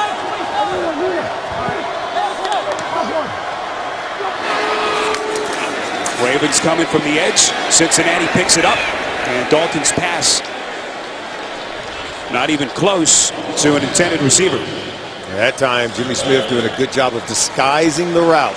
He kind of fooled A.J. Green on that one. He made A.J. think he was going deep, and A.J. snapped it off to a shorter route. And between the quarterback, Andy Dalton, and the wide receiver, A.J. Green, there was some confusion, but it was all caused by disguising the coverage by the veteran corner, Jimmy Smith. And now the coordinator's playing some chess right now on 3rd down. Looked like Jeremy Hill came onto the field here, the rookie running back. Bernard stays on 3rd and 7. What does Jackson do here? He has had such a good balance of run and pass, but they have not been able to get into the end zone yet. Over the middle. Excellent defense intended for Bernard, and it was the rookie C.J. Mosley making a monstrous play for the Ravens. Mosley comes underneath. If he doesn't get a hand on this ball, intended, see, for Giovanni Bernard. Bernard's going to catch it and walk into the end zone. Can't say enough about the great and tremendous coverage by the rookie. Look at that. He comes underneath. He misses the ball, but it's enough to distract Giovanni Bernard from making that catch. 45-yard attempt from Nugent has been perfect so far. It was long earlier from 49. Kevin Huber, the punter, holds at the 35. It's blocked. Ravens field it, and they're going the other way. Anthony Levine inside Bengals territory, and Mike Nugent with what could have been a touchdown-saving stop. 40 yards on the return, and Flacco's going to have a short field. This is what the Baltimore Ravens needed. They needed someone to stand up and make a play and create some kind of turnover. Take a look here. Hands are going to go up. And there you see the penetration right there. It appears to be number 36, Jeremy Miles, a former Cincinnati Bengal himself, coming off the left side of the Bengals offensive line, splitting blockers, and is able to get penetration, gets a hand on it. They recovered and run it back, and now they have good positive field position. Let's see if Joe Flacco can take advantage of it.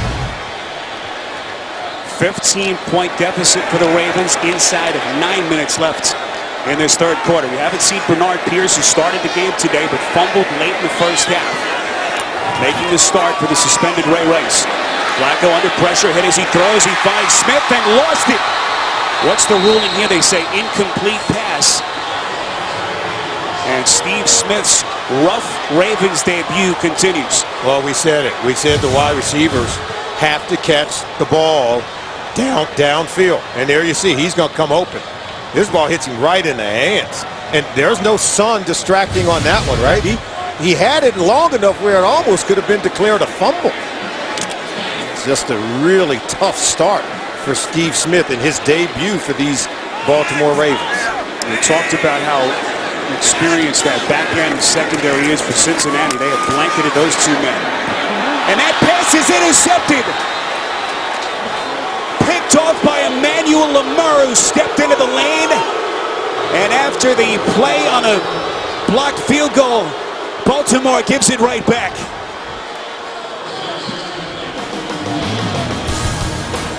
And they continue to groan in Baltimore. Ravens getting shut out 15-0.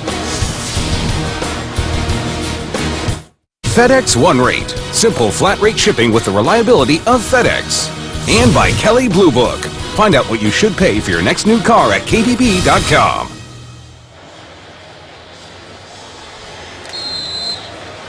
Well, just when you thought that the Ravens were turning the corner, Joe Flacco throws the first interception of this new season. And a late botched play at the end of the 1st half. And now Cincinnati, as that ball gets jarred loose, Gresham made the catch. And now they say incomplete forward pass. 2nd down, Cincinnati.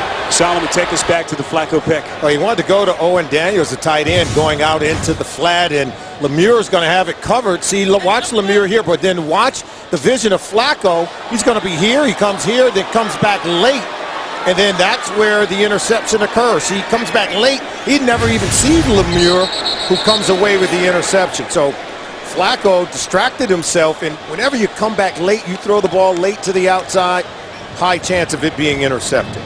Looks like we may get a challenge here before what would have been a 2nd and 10 play.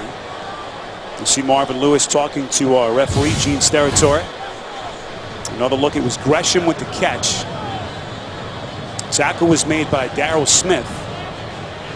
I got to tell you, the ball does come out. Cincinnati is not challenging the ruling on the field of an incomplete forward pass. It is 2nd down.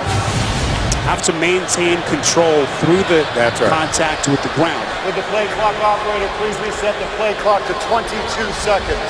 22 seconds Looks on the like play Lewis clock, may have been please. talked out of the challenge. Yeah, he's not going to.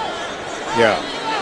It was never a catch because he has to maintain catch and control of the ball, where the ball continuously moved in the hands and stomach of Jermaine Gresham.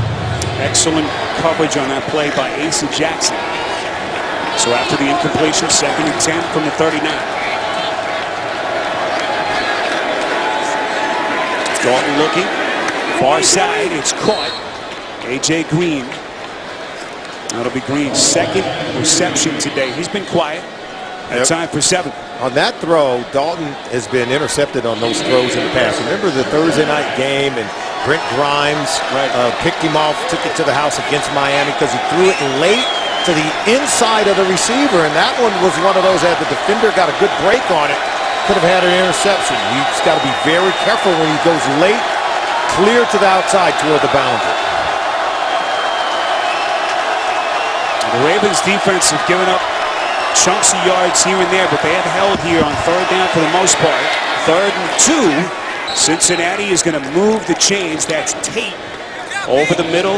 Gets just 3, but enough. It'll be 1st and 10. The passing game in the National Football League has changed. I remember 10 years ago, everyone was getting vertical.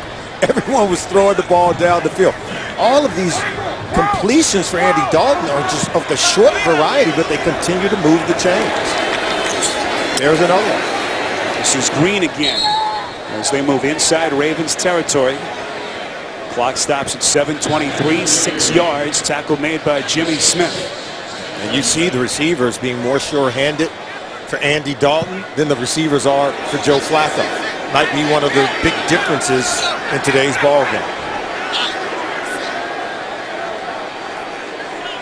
A.J. Green's coming out taking knee. This thing's like a track meet for the Bengals receivers. Green looks like he's shaken up. They stack their wides near side. And Dalton kind of threw it between them. Sanu unable to make the sprawling catch. And it'll be 3rd and short. Yeah, Dalton thought Sanu was going to run toward the line. He threw it and led him. Sanu was a stationary target. All Dalton had to do was hit him between the numbers. Also should point out Tyler Eifert, who left the game in the first half with a right elbow injury, will not return. So he and Burfict, who's out with a concussion, are done for the day. 3rd and 14 from the 44. They split Gresham out top of your screen. Dalton going to him. It's incomplete. Well played by the safety, Elam. Well, Gresham did not run the disciplined route. He's matched up. They believe the tight end against Elam.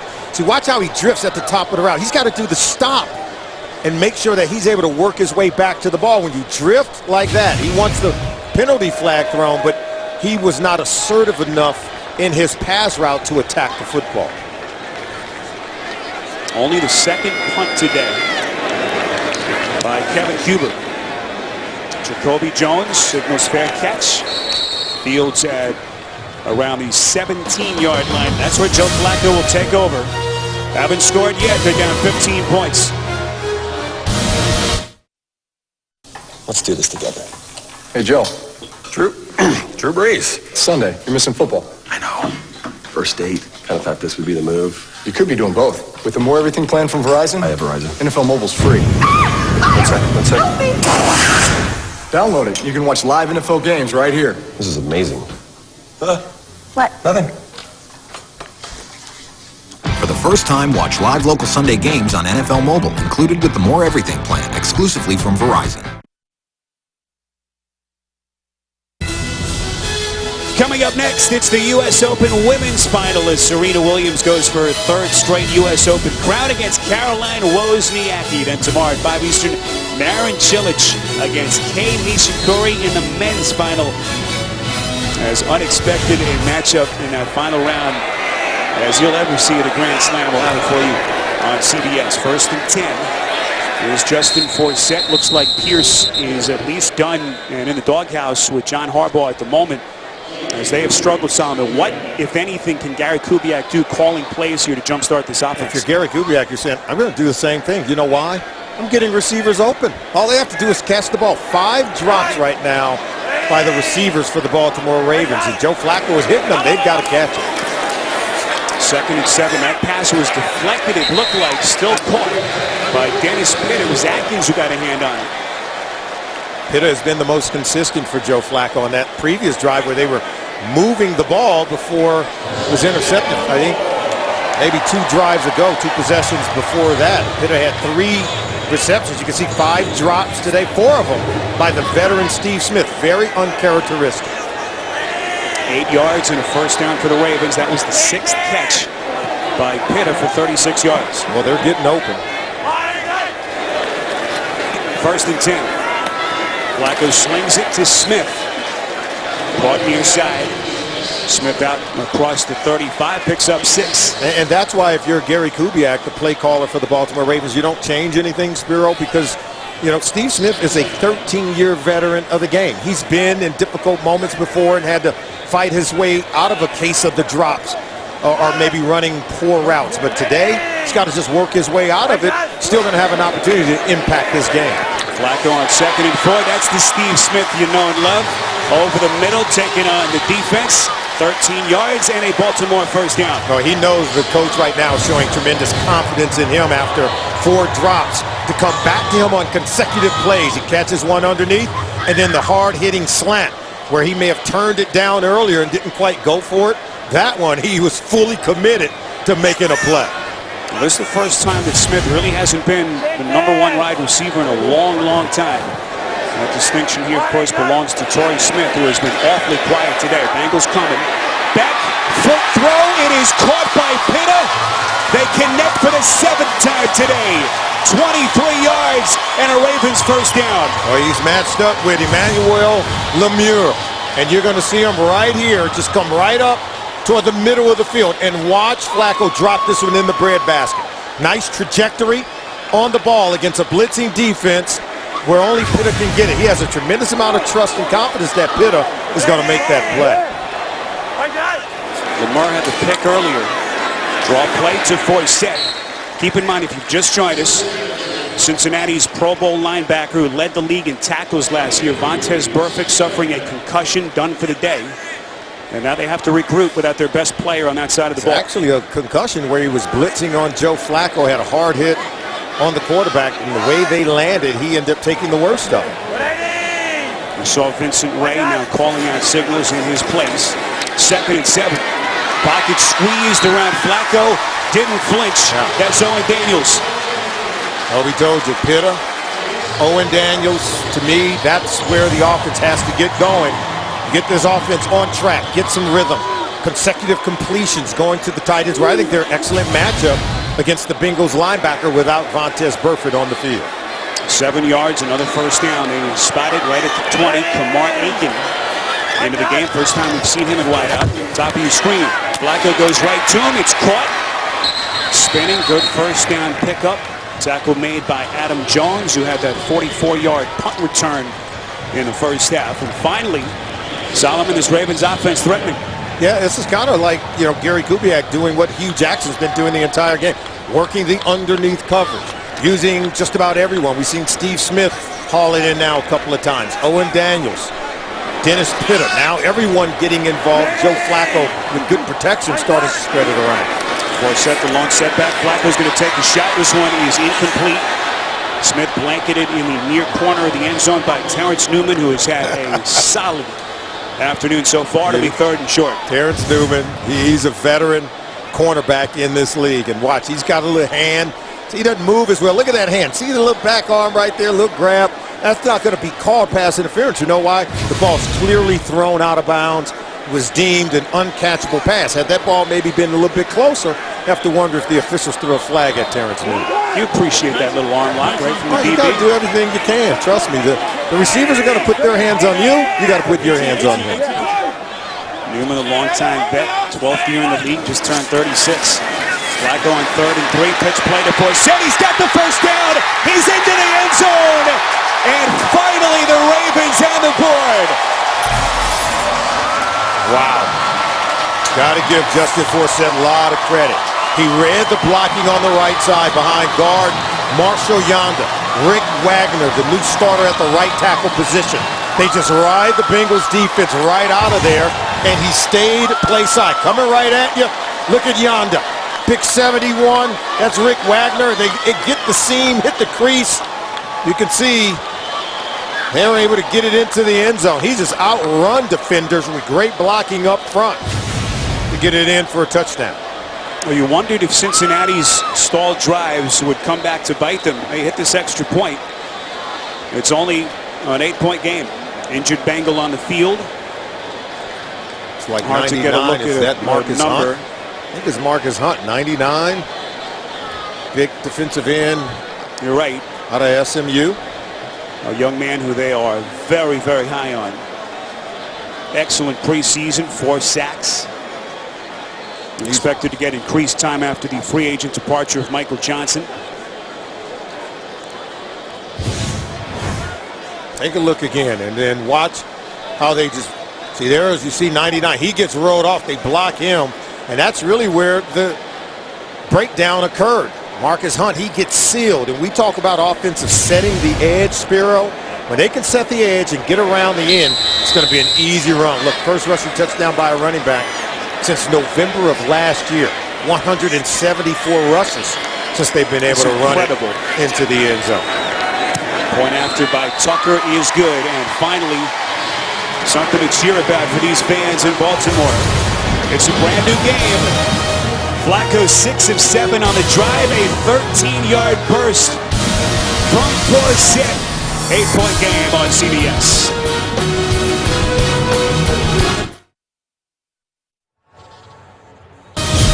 The NFL on CBS is sponsored by Geico. 15 minutes could save you 15% or more on car insurance. And by Bose, official sound of the NFL.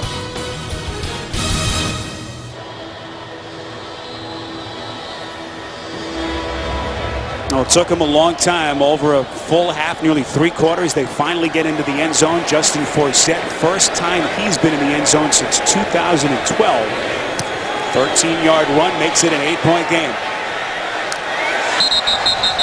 Brandon Tate, unplayable, and Andy Dalton onto the field when we come back.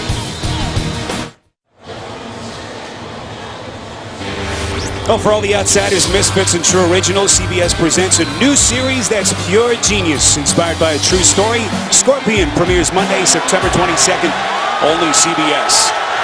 Now, there's juice back in this building now after Joe Flacco and the Ravens finally get on the board. They're down 15-7. Late stages, 3rd quarter. This is the rookie runner out of LSU, Jeremy Hill. And suddenly it gets interesting now. You get antsy if you're Marvin Lewis. You lose Montez Burfict, your best defensive player. And now suddenly the Ravens showing light. That's a greater concern. They lose their heart and soul. Montez Burfict, he's the enforcer, the captain on that defense, and your leading tackler. And you saw they were able to rip right through him for a 13-yard run for a touchdown. Got to believe it doesn't happen if Burfict's in the game. And now the offense, Andy Dalton, they've got to respond by putting points on the board. Burfict lost to a concussion. If you've just joined us, Dalton fakes the initial pitch, then gives to Sanu. We have seen just about every formation imaginable from Hugh Jackson. But that time the Ravens defense wasn't fooled. Hey, how about this? Andy Dalton's kid run into the read option, fake it to Jeremy Hill. The defense goes down. Look, he could have kept it himself, but he said, you know what? They pay me to throw it, not to run it. I'll let Mohamed Sanu run it because either one of us are going to gain yards on this. Looked like they had a lot of room there. They pick up 4. Good recovery by Darian Stewart. 3rd and 2. Dalton's pass almost caught by accident off the chest of Brandon Tate. Ravens get lucky. Bengals will punt. They actually had, look, you're going to see, look, Mohamed Sanouf's wide open in the slot. Why would you throw it outside? And then, look, Shockey Brown, he just gets up. That ball, he barely tips it. Brandon Tate can't hold on to it. It's incomplete, but Sanu was wide open right in the slot. That's what Dalton should have gone with the football. Kevin Huber, the 60-year punter. Franchise record holder for both gross and net punt average. Booms it off with his left foot. Good-looking kick. Fielded by Jones. Just outside the 30. Minimal return. And as Joe Flacco and the Ravens offense back onto the field. Next Sunday, the NFL on CBS rolls out doubleheader action. First Tom Brady and the Patriots tango with Adrian Peterson and the Vikings. Alex Smith and the Chiefs will take on Peyton Manning and the Broncos. Check your local listings. It all begins with the NFL Today, presented by Southwest Airlines.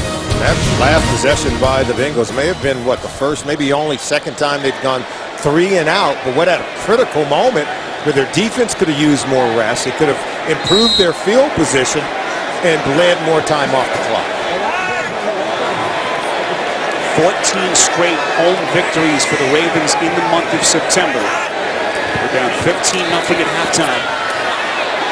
They'll now have the momentum after that last touchdown drive, the 13-yard run by Forsett.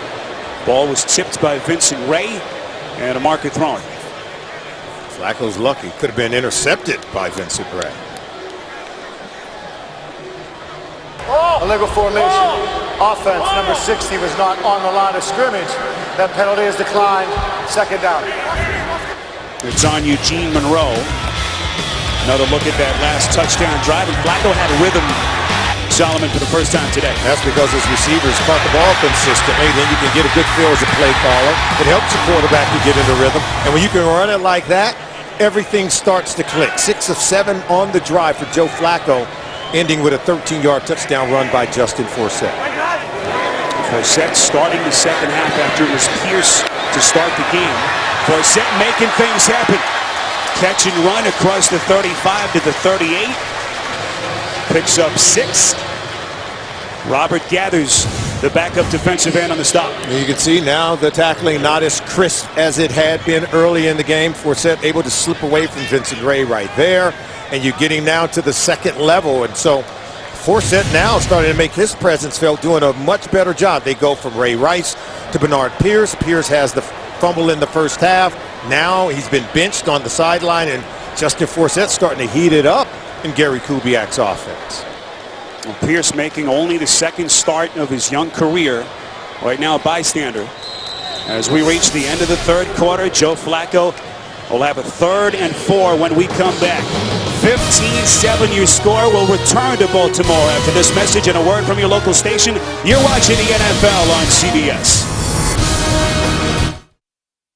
Each week, CBS brings you the best game from the best conference. The season kicks off Saturday with Georgia and South Carolina. The SEC on CBS. College football at its best. Maggie Q, Dylan McDermott, Stalker series premiere CBS Wednesday, October 1st. We are through 3 quarters. Spiro Ditas, Solomon Wilcox, our entire CBS crew with you. M&T Bank Stadium in Baltimore. What a way to start the season, this divisional battle in the AFC North. Bengals are up 15-0 at halftime if you've just joined us. But Flacco and the Ravens making a move. It's Kamar Aiken, first reception of his second half, picks up 7. A first down for the Ravens. He comes across, see, down the formation, and he runs away from Drake Kirkpatrick. Got to have greater recognition. Knowing that he's not going to come across your face by the formation, you got to expect him to be able to run an out route there and shrink the space between you and the receiver. That was the second catch of the half for Aiken. Young man out of Central Florida in his second season. Forsett. Boy, what a change that has been as they have pulled Pierce. John Harbaugh doing what he felt needed to be done. And Forsett has made all the difference. It's all about who you trust with the football. And if you're a coach, you're John Harbaugh, you know the one thing that can undermine your ability to continue to win here at home in a season opener is turning over the football. And that's what Bernard Pierce did on the fumble. This was a team that rushed for a franchise-worst 1,328 yards last year. An offensive line that was decimated by injury. With a slow start today. We're now starting to come on. That is Forsett. Little hesitation run across the 45 of Cincinnati. 6 yards, stopped by Ray, but not before a first down. And what did John Harbaugh tell us, Spiro, when we spoke to him? We're going to stay committed to the run game. We're going to allow our offensive line to win games for us. Getting Forsett to the second level of the defense, they continue to stay committed to running the football. Forsett 9 carries so far on the day. It's going to hit double digits before it's all said and done. Check the fullback in motion. 1st and 10. Play action from Flacco. Under some pressure, Flacco's going to run it. And he is hit from the back. Carlos Dunlap, the 6'6", 280-pound giant, nearly chopped him down with one arm. And the wingspan of, look at Dunlap. Watch him close. Now watch him just reach out as if he had an extra arm. And even Flacco didn't think he could reach him from there. He grabs the same arm that Flacco has the ball in, and Flacco loses balance, can't continue running. He probably is going to pick up a first down if Dunlap doesn't grab him and pull him to the ground. 7th play of the drive. It's covered just over 3 minutes. 2nd and 8. Flacco again under duress. It's incomplete. Intended for Taliaferro. You know, Flacco told us a funny story yesterday. Last year when these two teams played, had a long touchdown throw on a rollout where he stiff-armed Dunlap to the floor. Yeah. After the play, went up to Dunlap and said, "Big fella, you can't let me do that." Joe said later in the game, Dunlap hit him and almost cut him in half. Yeah, he almost broke him in half. Kind of learned a valuable lesson. He said, "I learned not to mess with those defensive linemen." He said, "This is the tallest timber he's ever seen on a defensive line anywhere." The Bengals, boy, they've got several guys who are 6'6" or taller. Carlos doesn't look like he's got a sense of humor on Sunday. It's 3rd and 8. That pass is somehow caught. Flacco threading the needle to the little Steve Smith. Close to a first down as well. It's going to be very close. Just outside the 32. This will depend on the spot. Steve Smith is starting to come on. Look at that. And a very tight window between Vincent Ray and Dre Kirkpatrick. He's able to come down with it, but he's down upon contact right there, just short of the first down. Now they're thinking about going for it, and if I'm the Ravens, I'm at home, and I'm Kubiak, and my offense has this kind of momentum, 4th and 1, I'm going for it. Do you go ahead and run it, though? How about play action? Get it to the tight end. It's about 1.5 yards. They're going to roll the dice. There Flacco, they fool everyone. Everyone's Flacco's open. going to run it. And he takes a wallop at the end of that play from his safety, Nelson. Flacco is so good. He's 6'6", he's 240. You don't expect him to be able to move this well. We talked with Harbaugh about it. That's why I like play action with him getting, out on the edge. And Nick, he comes out the back door with it. Look, he could throw it to a fullback. He could throw it to Jacoby Jones. He says, nope, I'm keeping it. I'm running it. Takes a hit from Reggie Nelson. But after he picks up a first down. This is just great play calling and really good execution by Joe Flacco. And that is your quarterback taking one on the chin, literally. First down run. They spotted it around the 34 set. Working magic again to the 20-yard line. Tackle made by the safety. I look at 10 more yards for Forsett. And another first down. Felice Osemele, Eugene Monroe on the left side. Watch, they'll start it here, and then he winds it back. And see, he gets soft. And take a look at that block by Osemele, one of the rising stars on this offensive line for the Baltimore Ravens. Forsett stays on the field. Long setback, 1st and 10 from the 20. Flacco under pressure. Gets it to the receiver, but it's incomplete. It was Atkins coming up the gut. Atkins, of course, coming back from the ACL tear, only played about a half. Solomon in the preseason looked a little bit timid, as you'd expect. Yeah. But this guy at full strength is as good as any interior defensive lineman in the league. The middle or late part of the season when he blew out that knee, I think he did a good job of working in the offseason just to make it back to be able to start the season opener. I don't know that we can expect him to be a 100% in the early part of the season, but as we face 2nd and 10, look at the numbers by Flacco. He's been under pressure. He's been knocked down, hit, hurried, and harassed. But right now, he's getting some rhythm. He's got this defense back on their heels. Gary Kubiak is going to burn a timeout. That is their first of 3 in the second half. Minute 20 gone by in the 4th. Ravens down 8.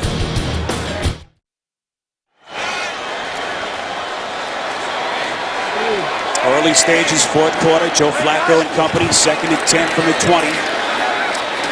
There's a low pass right at the shoes of Jones, incomplete.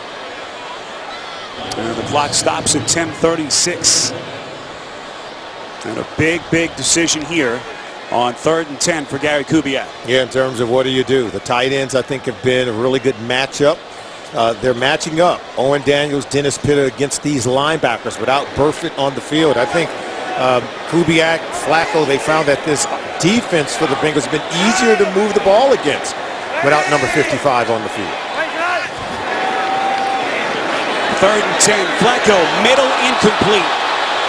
Well, they went to the tight end, as Solomon pointed out.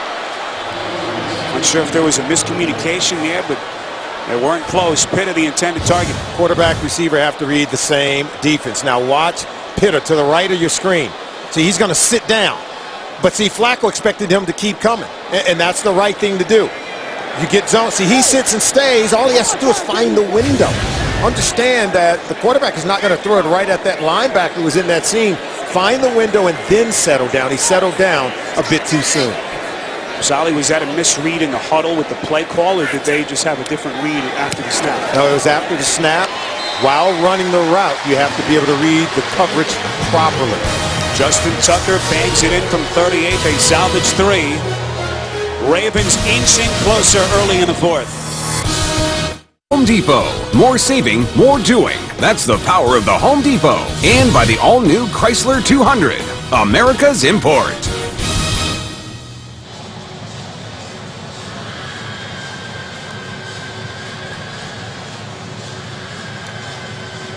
Aerial coverage of today's game being provided by MetLife. Temperatures approaching 80 degrees on a beautiful Sunday afternoon, first Sunday of the new season. 10 straight points in the second half for Joe Flacco and the Ravens, and it is a 15-10 game favoring Cincinnati. Spiro Ditas, Solomon Wilcots, our entire CBS crew with you from M&T Bank Stadium. As Andy Dalton and company will have it from the 20. Now the premiere of Thursday Night Football on CBS and the NFL Network kicks off this Thursday when Pittsburgh takes on the Ravens. Another divisional game for Baltimore in the AFC North. Football starts here. Of course, I'll be watching that game, working as well, but having fun while doing so. 4 days rest, and they go right back at it in the AFC North Division on Thursday night. No rest for the weary for you, my friend. We will be watching that game, of course, on Thursday. This is Gio Bernard. Boy, they needed that play in the worst possible way. 16-yard first down run by the second-year man from North Carolina. What did Gio Bernard tell us about Hugh Jackson? He says, you know, he was my running back coach 1 year ago. He's coaching everyone in his office. He wants everything done, and he wants it done quickly. Speed, tempo, effort, energy is what Hugh Jackson coaching. You can see he's starting to get after these guys. Come off the ball, and let's go on the attack. This is a Cincinnati team that a lot of the experts feel like will challenge, certainly for the AFC. As talented a team as there is on paper, and you just mentioned Hugh Jackson, who takes over, of course, for Jay Gruden, 3 years as their offensive coordinator. You couldn't have a more polar opposite guy in terms of personality, going from one guy to the other. There is no doubt about it. And what did Marvin Lewis tell us about Hugh Jackson? Said he is a demanding coach, and he never lets up. And he said, I'm not going to have to worry about if my coordinator is going to run the football when it's time to run it. Time to eat clock with a 5-point lead, keep the ball on the ground, but then convert on third downs. Dalton on 2nd and 9. Look out. Bernard. That is a courageous play over the middle of the field. Asa Jackson went low.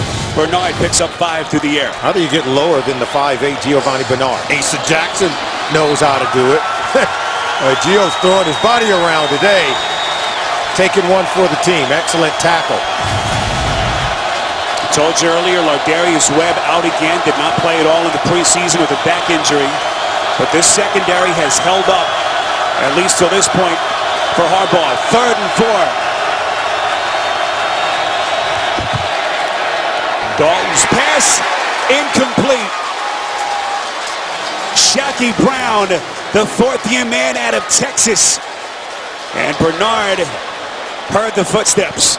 Shaky Brown was in good position, but if you're Dalton, you got to put the ball on Giovanni Bernard sooner. You can't make him reach for it. You can't make him extend it. The sooner you get the ball to him in space, he can make one move on Brown, and he's got himself not only a first down, but a huge gain on the play. Huber to punt. Jones from his own 15. He's going to play it. Fumbles it. Jones, a second attempt at it. Boy, initially did not just fall on it, as you tell the guys to do. Just tried to lean down, pick it up, and they dodge a bullet.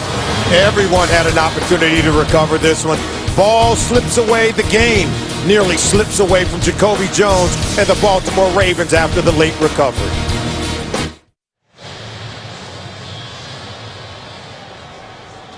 Well, as a football fan, this is all you want. Opening day, two divisional opponents starting the season. Which of these teams would take a monstrous first step toward achieving their postseason goals here? First and 10 for Flacco. Back foot throw, off balance, able to locate Forsett. Forsett started the second half after beginning the game on the sideline, coming in for Bernard Pierce, who had a fumble over 60 yards on the ground. Pressure in the face of Flacco. Gets rid of it quick, and watch 59 Lemire, even with a blocker on, able to submerge the play, getting at the feet of Justin Forsett and getting him on the ground, because had he not gone down there, he was going to have a nice gain on it. Ravens pinned back. Flacco from inside the 5. Far side to Smith. Smith with 4 drops earlier, but now starting to show signs of his old self. And again, keep in mind, we mentioned no Vontaze Burfict, a concussion. We mentioned it earlier, lost in the second quarter. And that is something that they're still trying to recover from. And now another Bengals defender shaken up. Another linebacker, Lemire, who's been making a lot of plays. He's a young, talented player starting to make a name for himself on this Bengals defense. Summer shake with a Super Stack Protein Pack Subway Club. Subway, eat fresh.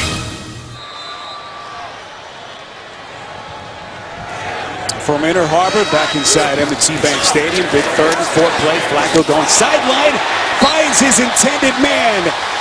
Quiet day so far for Torrey Smith, but the Maryland product picks up 10. They move the chains. Terrence Newman locked down in coverage, in tight coverage, but then look at this. He just fights for the ball.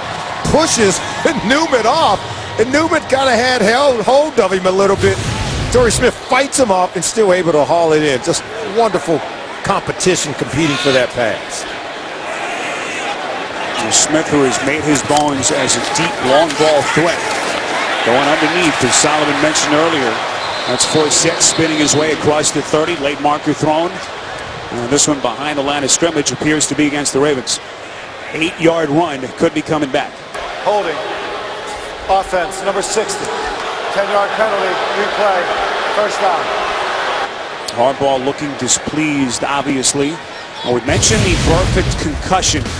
Leading tackler in the NFL, their best defender. This was the hit on Flacco, leading with the helmet, Solomon, ending his day. Yeah, and when he left the game, that's when the Baltimore Ravens offense started clicking. And now in the second half, without Burfict on the field in this Cincinnati Bengals defense, 177 total yards of offense by the Baltimore Ravens and Joe Flacco. So big penalty. Pushes him back inside the 15-yard line. This is first and 20. Bengals showing blitz, and it was Margus Hunt at 6'8". Tough to throw it over this guy's head. Told you it was some tall timber out there, didn't I? Wow. They call him the Eastern Block because he set an NCAA record for 8 block kicks during his time at SMU.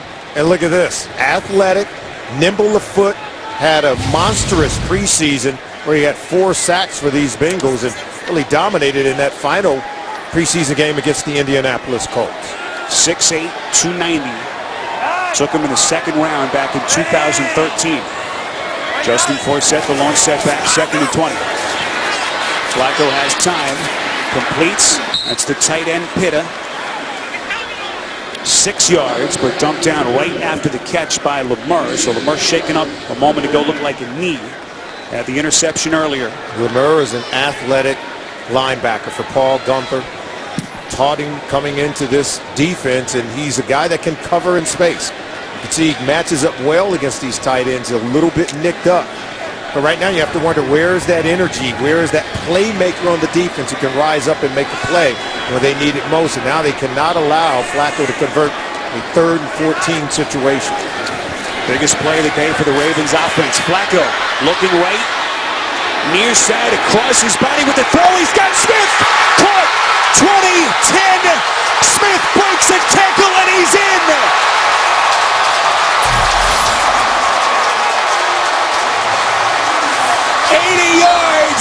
Baltimore with its first lead on a stunning turn of events.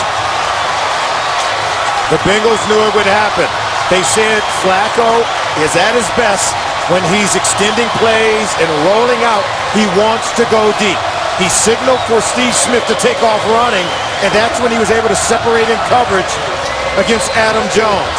And the determination to not only catch it, and then to shake off Jones to get it into the end zone, it's a testament to the 13-year veteran. Watch the play.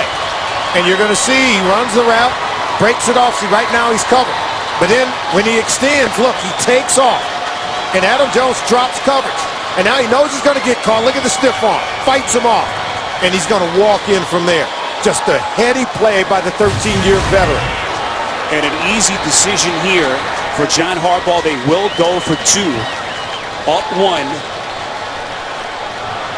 What a response by the KG veteran Steve Smith. Ravens debut after 13 years in Carolina. Had the 4 drops earlier. He's got 7 catches, 118 yards, 80 of them coming on that play. The extra point doesn't no good. You got to go for 2, right? Draw play to Forsett. Right at the goal line. Stop. He didn't get in. Big play by the Bengals defense to keep it in a 1-point game. And you had to go for it because you want a 3-point lead, not a 2-point lead. 2-point lead doesn't save you from the Bengals getting the ball and being able to kick a field goal and recapturing the lead. So you go for 2, trying to make sure that you have a 3-point lead. But you can see at the bottom of the pile, they were able to come away with a stop.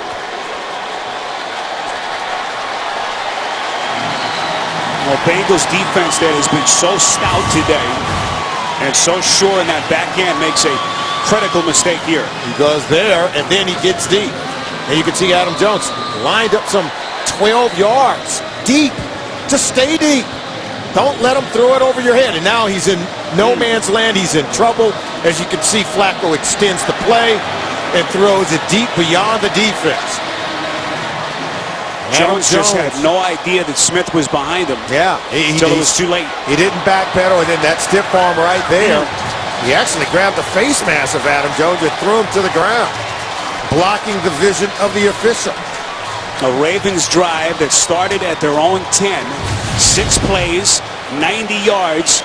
They get an 80-yard touchdown pass on a 3rd and 14 play. Well, they had played so well into the Bengals' hand. Marvin Lewis told us, he said, we cannot allow Joe Flacco to throw the ball over our heads, and we'll win this game. And now it's happened. It's happened late in the 4th quarter, and now the Bengals have squandered a 15-point lead, which they had at halftime. Ravens get fortunate there. That one nearly out of bounds before it crossed the goal line. And how about this scenario now? If you're Andy Dalton, up 15-0 at halftime, suddenly nothing going right. Fresh off that new contract extension, we talked about it at the top. Cincinnati trying to go from good to elite, and it really is Andy Dalton's show.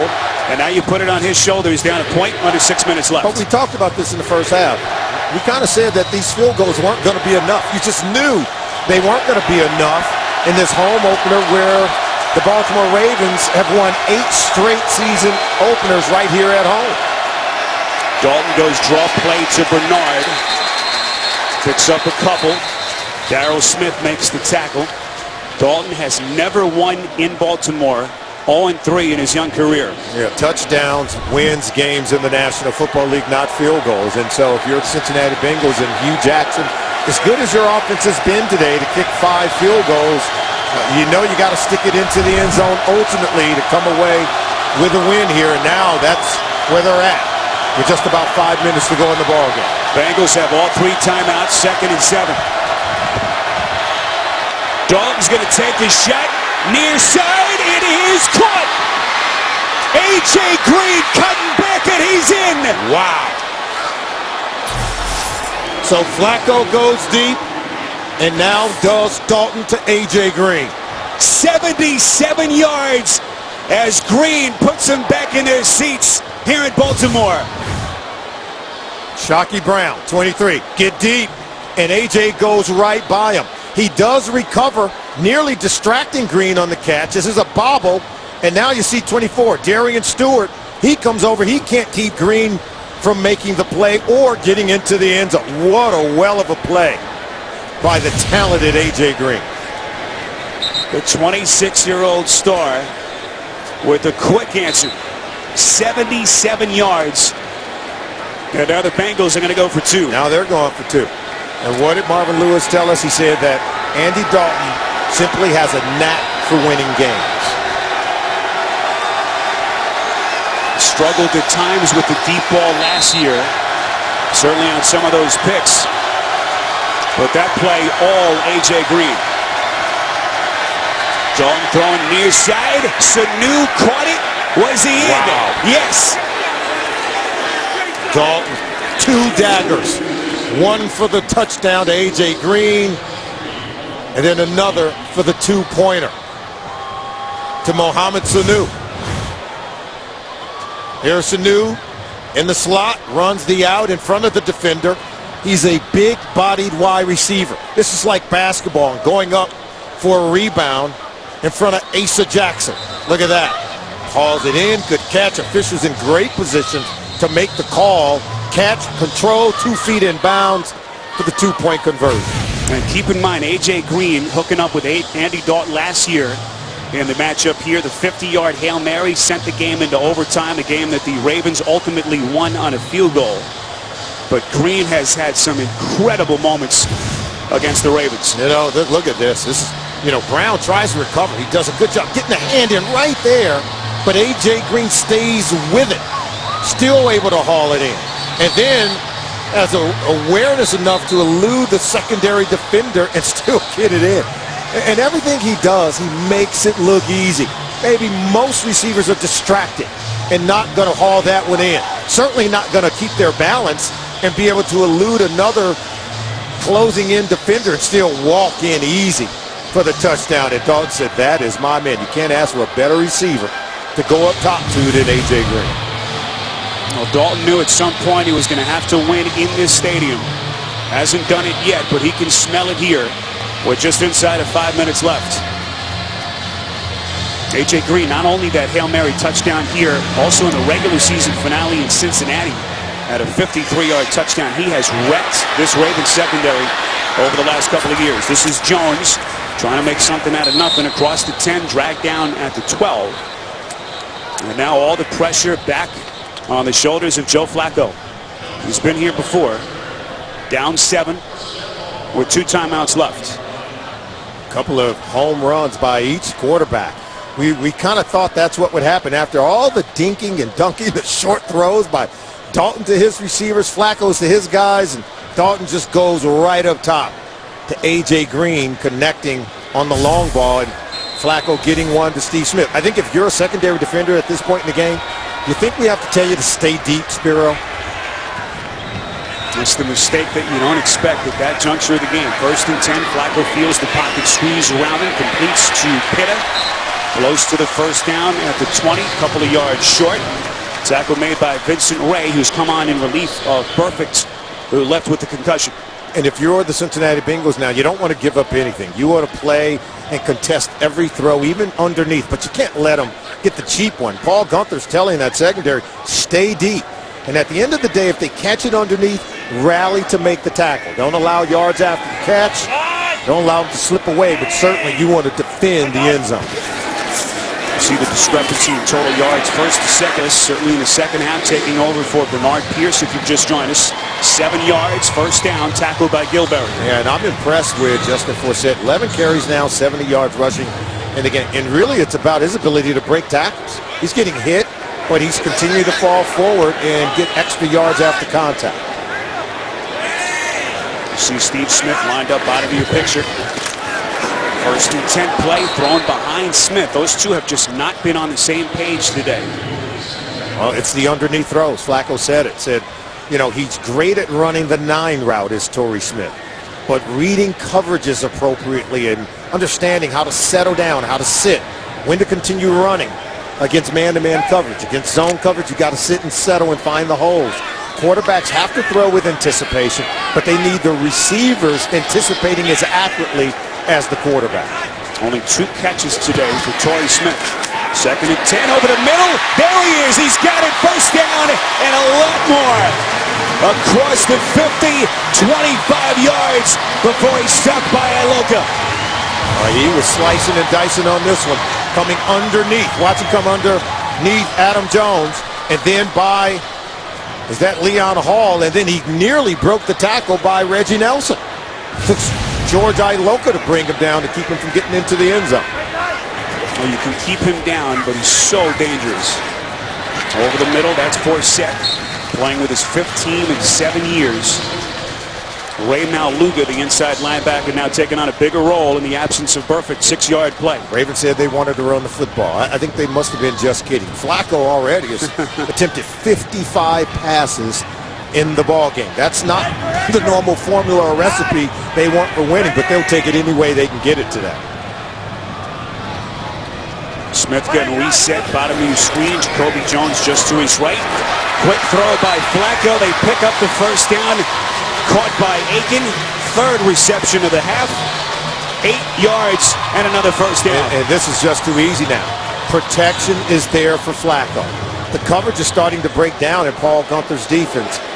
They can attack over there with Terrence Newman, where they've been able to make some catches, and the separation between he and the receivers is very apparent. They going again there. Quick snap, first down play. They find Aiken again, and this will take us to the 2-minute warning. Terrence Newman on the tackle. And how about this finish? Flacco down 7 at home. 2 minutes left on CBS.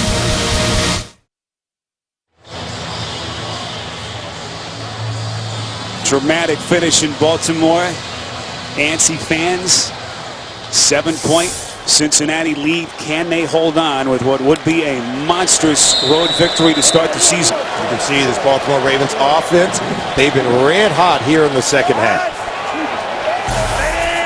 Ravens had just 97 yards of total offense in the first half. They've got 324 in the second. Flacco's throw incomplete. That's what you might call a medicine ball. Jones kind of sprawling himself out, and that'll set up a big 3rd and short. And rule of thumb is in the secondary, you intercept all tips and overthrows. Ball off the hand of the receivers. George Iloka closing in rather quickly. Maybe could have intercepted that ball after it had been tipped by Jacoby Jones. That's what Marvin Lewis talked about. Said, we're going to have opportunities to intercept balls. Got to get our hands on them. Now on 3rd and 2, you got to tighten up coverage, but don't let them get behind you. 4-down territory here. You'd have to think inside of 2 minutes. They do have 2 timeouts. First down play. Flacco to Jones. Adam Jones very upset. May have thought that he was pushed off there. 6-yard by Jones. He's got to be careful. He's got to be careful talking to the officials. It's a nice, well-designed play. And look, he just turns out. See, that's what he was saying. He was saying he was picked. And that's the new rule that they are enforcing. It's a point of emphasis. Any block downfield before the ball is caught beyond 1 yard, they're supposed to throw the flag there. The timing on that was a little bit sketchy. That's a pretty good argument. It's a good argument, but I understand the officials as well, because the timing there is, I think, the issue. 1st and 10, little screen pass, but the Bengals sniff it out. Reggie Nelson, the 8-year vet out of Florida, dumps him down for a loss of 4. And now the clock continues to run. Buck 35 with 2 timeouts left. And the Baltimore Ravens, they need a touchdown. If you are going to settle for a field goal here, and clearly, why would you on 2nd and 14? Look at the numbers for Flacco. Challenge this secondary. They appear to be back on their heels. You're getting receivers open. Go for the touchdown in the game winner right here, at least to tie it up. Flacco trying to bounce back from the worst statistical season of his career. Completes over the middle to Pitta. They're inside the red zone now. Clock continues to run. 69 seconds, and they will take their second timeout. They'll have 1 more left. And we go back to that botch play, Solomon, at the end of the first half. That's right. And we're in field goal territory. Tried to run one final play before they set up. They could have had a field goal there. Terrible mistake. Could have had a field goal there, and right now they'd be going in for the game winner, okay, with 3 extra points in their pocket, looking to take the lead and get out of here with a win after trailing 15-0 at the half. They could have had 3 points before the half. Had Flacco made a better decision to throw the ball away, they could have come away with a field goal there. There's Marvin Lewis, says this is the most talented Bengals team he has had in the 12 years he's been in Cincinnati. Expectations have never been higher either. 3rd and 4. Lewis asking his defense for one more stop. His best defender, if you've just joined us, Vontaze Burfict, out since the 2nd quarter with a concussion. 3rd and 4. Flacco under duress, set. Wow, what a play. Wallace Gilberry with the biggest defensive play of the day for the Bengals. They have been struggling to get to Flacco. He's mobile for a big guy. So watch Gilberry goes outside and then comes around. He was lined up inside at a tackle position, but he loops all the way around and able to pressure Flacco, get the ankle tackle for a sack. And now it looks like they are going to go for it. And there you see watch Gilberry start, and he comes all the way around. He was lined up inside against, there it is, Wagner, the right tackle. Can't keep him off the legs of Flacco. And that also forces the Ravens, Solomon, to burn their final timeout. There's Gilberry, the 7th-year man, tied for their team lead in sacks last season. 7.5 despite being a backup. Game on the line here, and this is it, 4th and 9. They'll mark it at the 21-yard line. The Ravens against the Cincinnati team that knocked them off their perch atop the division last year. 4th and 9. Down 7, empty backfield, 5 wides. Flacco going down again. Reggie Nelson, Wallace Gilberry getting there, and they are heading for the parking lot here in Baltimore. Wow. Right tackle, Rick Wagner, Marshall Yonder, right guard. They run a game and they bring the blitzing Reggie Nelson, and you're going to see him. Look, he's lined up here. He's going to come, but look, see, there's the stress point right there. You've got at least 4 guys, but look, 3 guys to block 4. They don't pick them up. In fact, 2 come free. Nelson, as well as one of the other defensive linemen, causing confusion in the minds of the right guard and right tackle. So Wallace Gilberry is able to leak through, so is Reggie Nelson. Well-timed, well-disguised on the blitz by Paul Guenther's defense. Paul Guenther, the 42-year-old defensive coordinator, taking over from Mike Zimmer, their coordinator for the last 6 years. And this their first real test of the new season, and boy did they hold. 2 straight sacks to put the game on ice.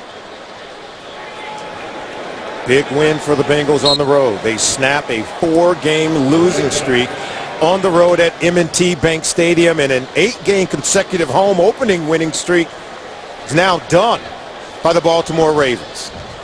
It ends a 14-game home winning streak of the month of September. Andy Dalton wins in Baltimore for the first time in his career. And the Cincinnati Bengals take a huge first step with a road win here in Week 1. Even Terrell Suggs, and sure he going to rethink this statement when he said this is like 2 losses, winning inside of the division at home to the defending champion Cincinnati Bengals. Final score 23-16 coming up.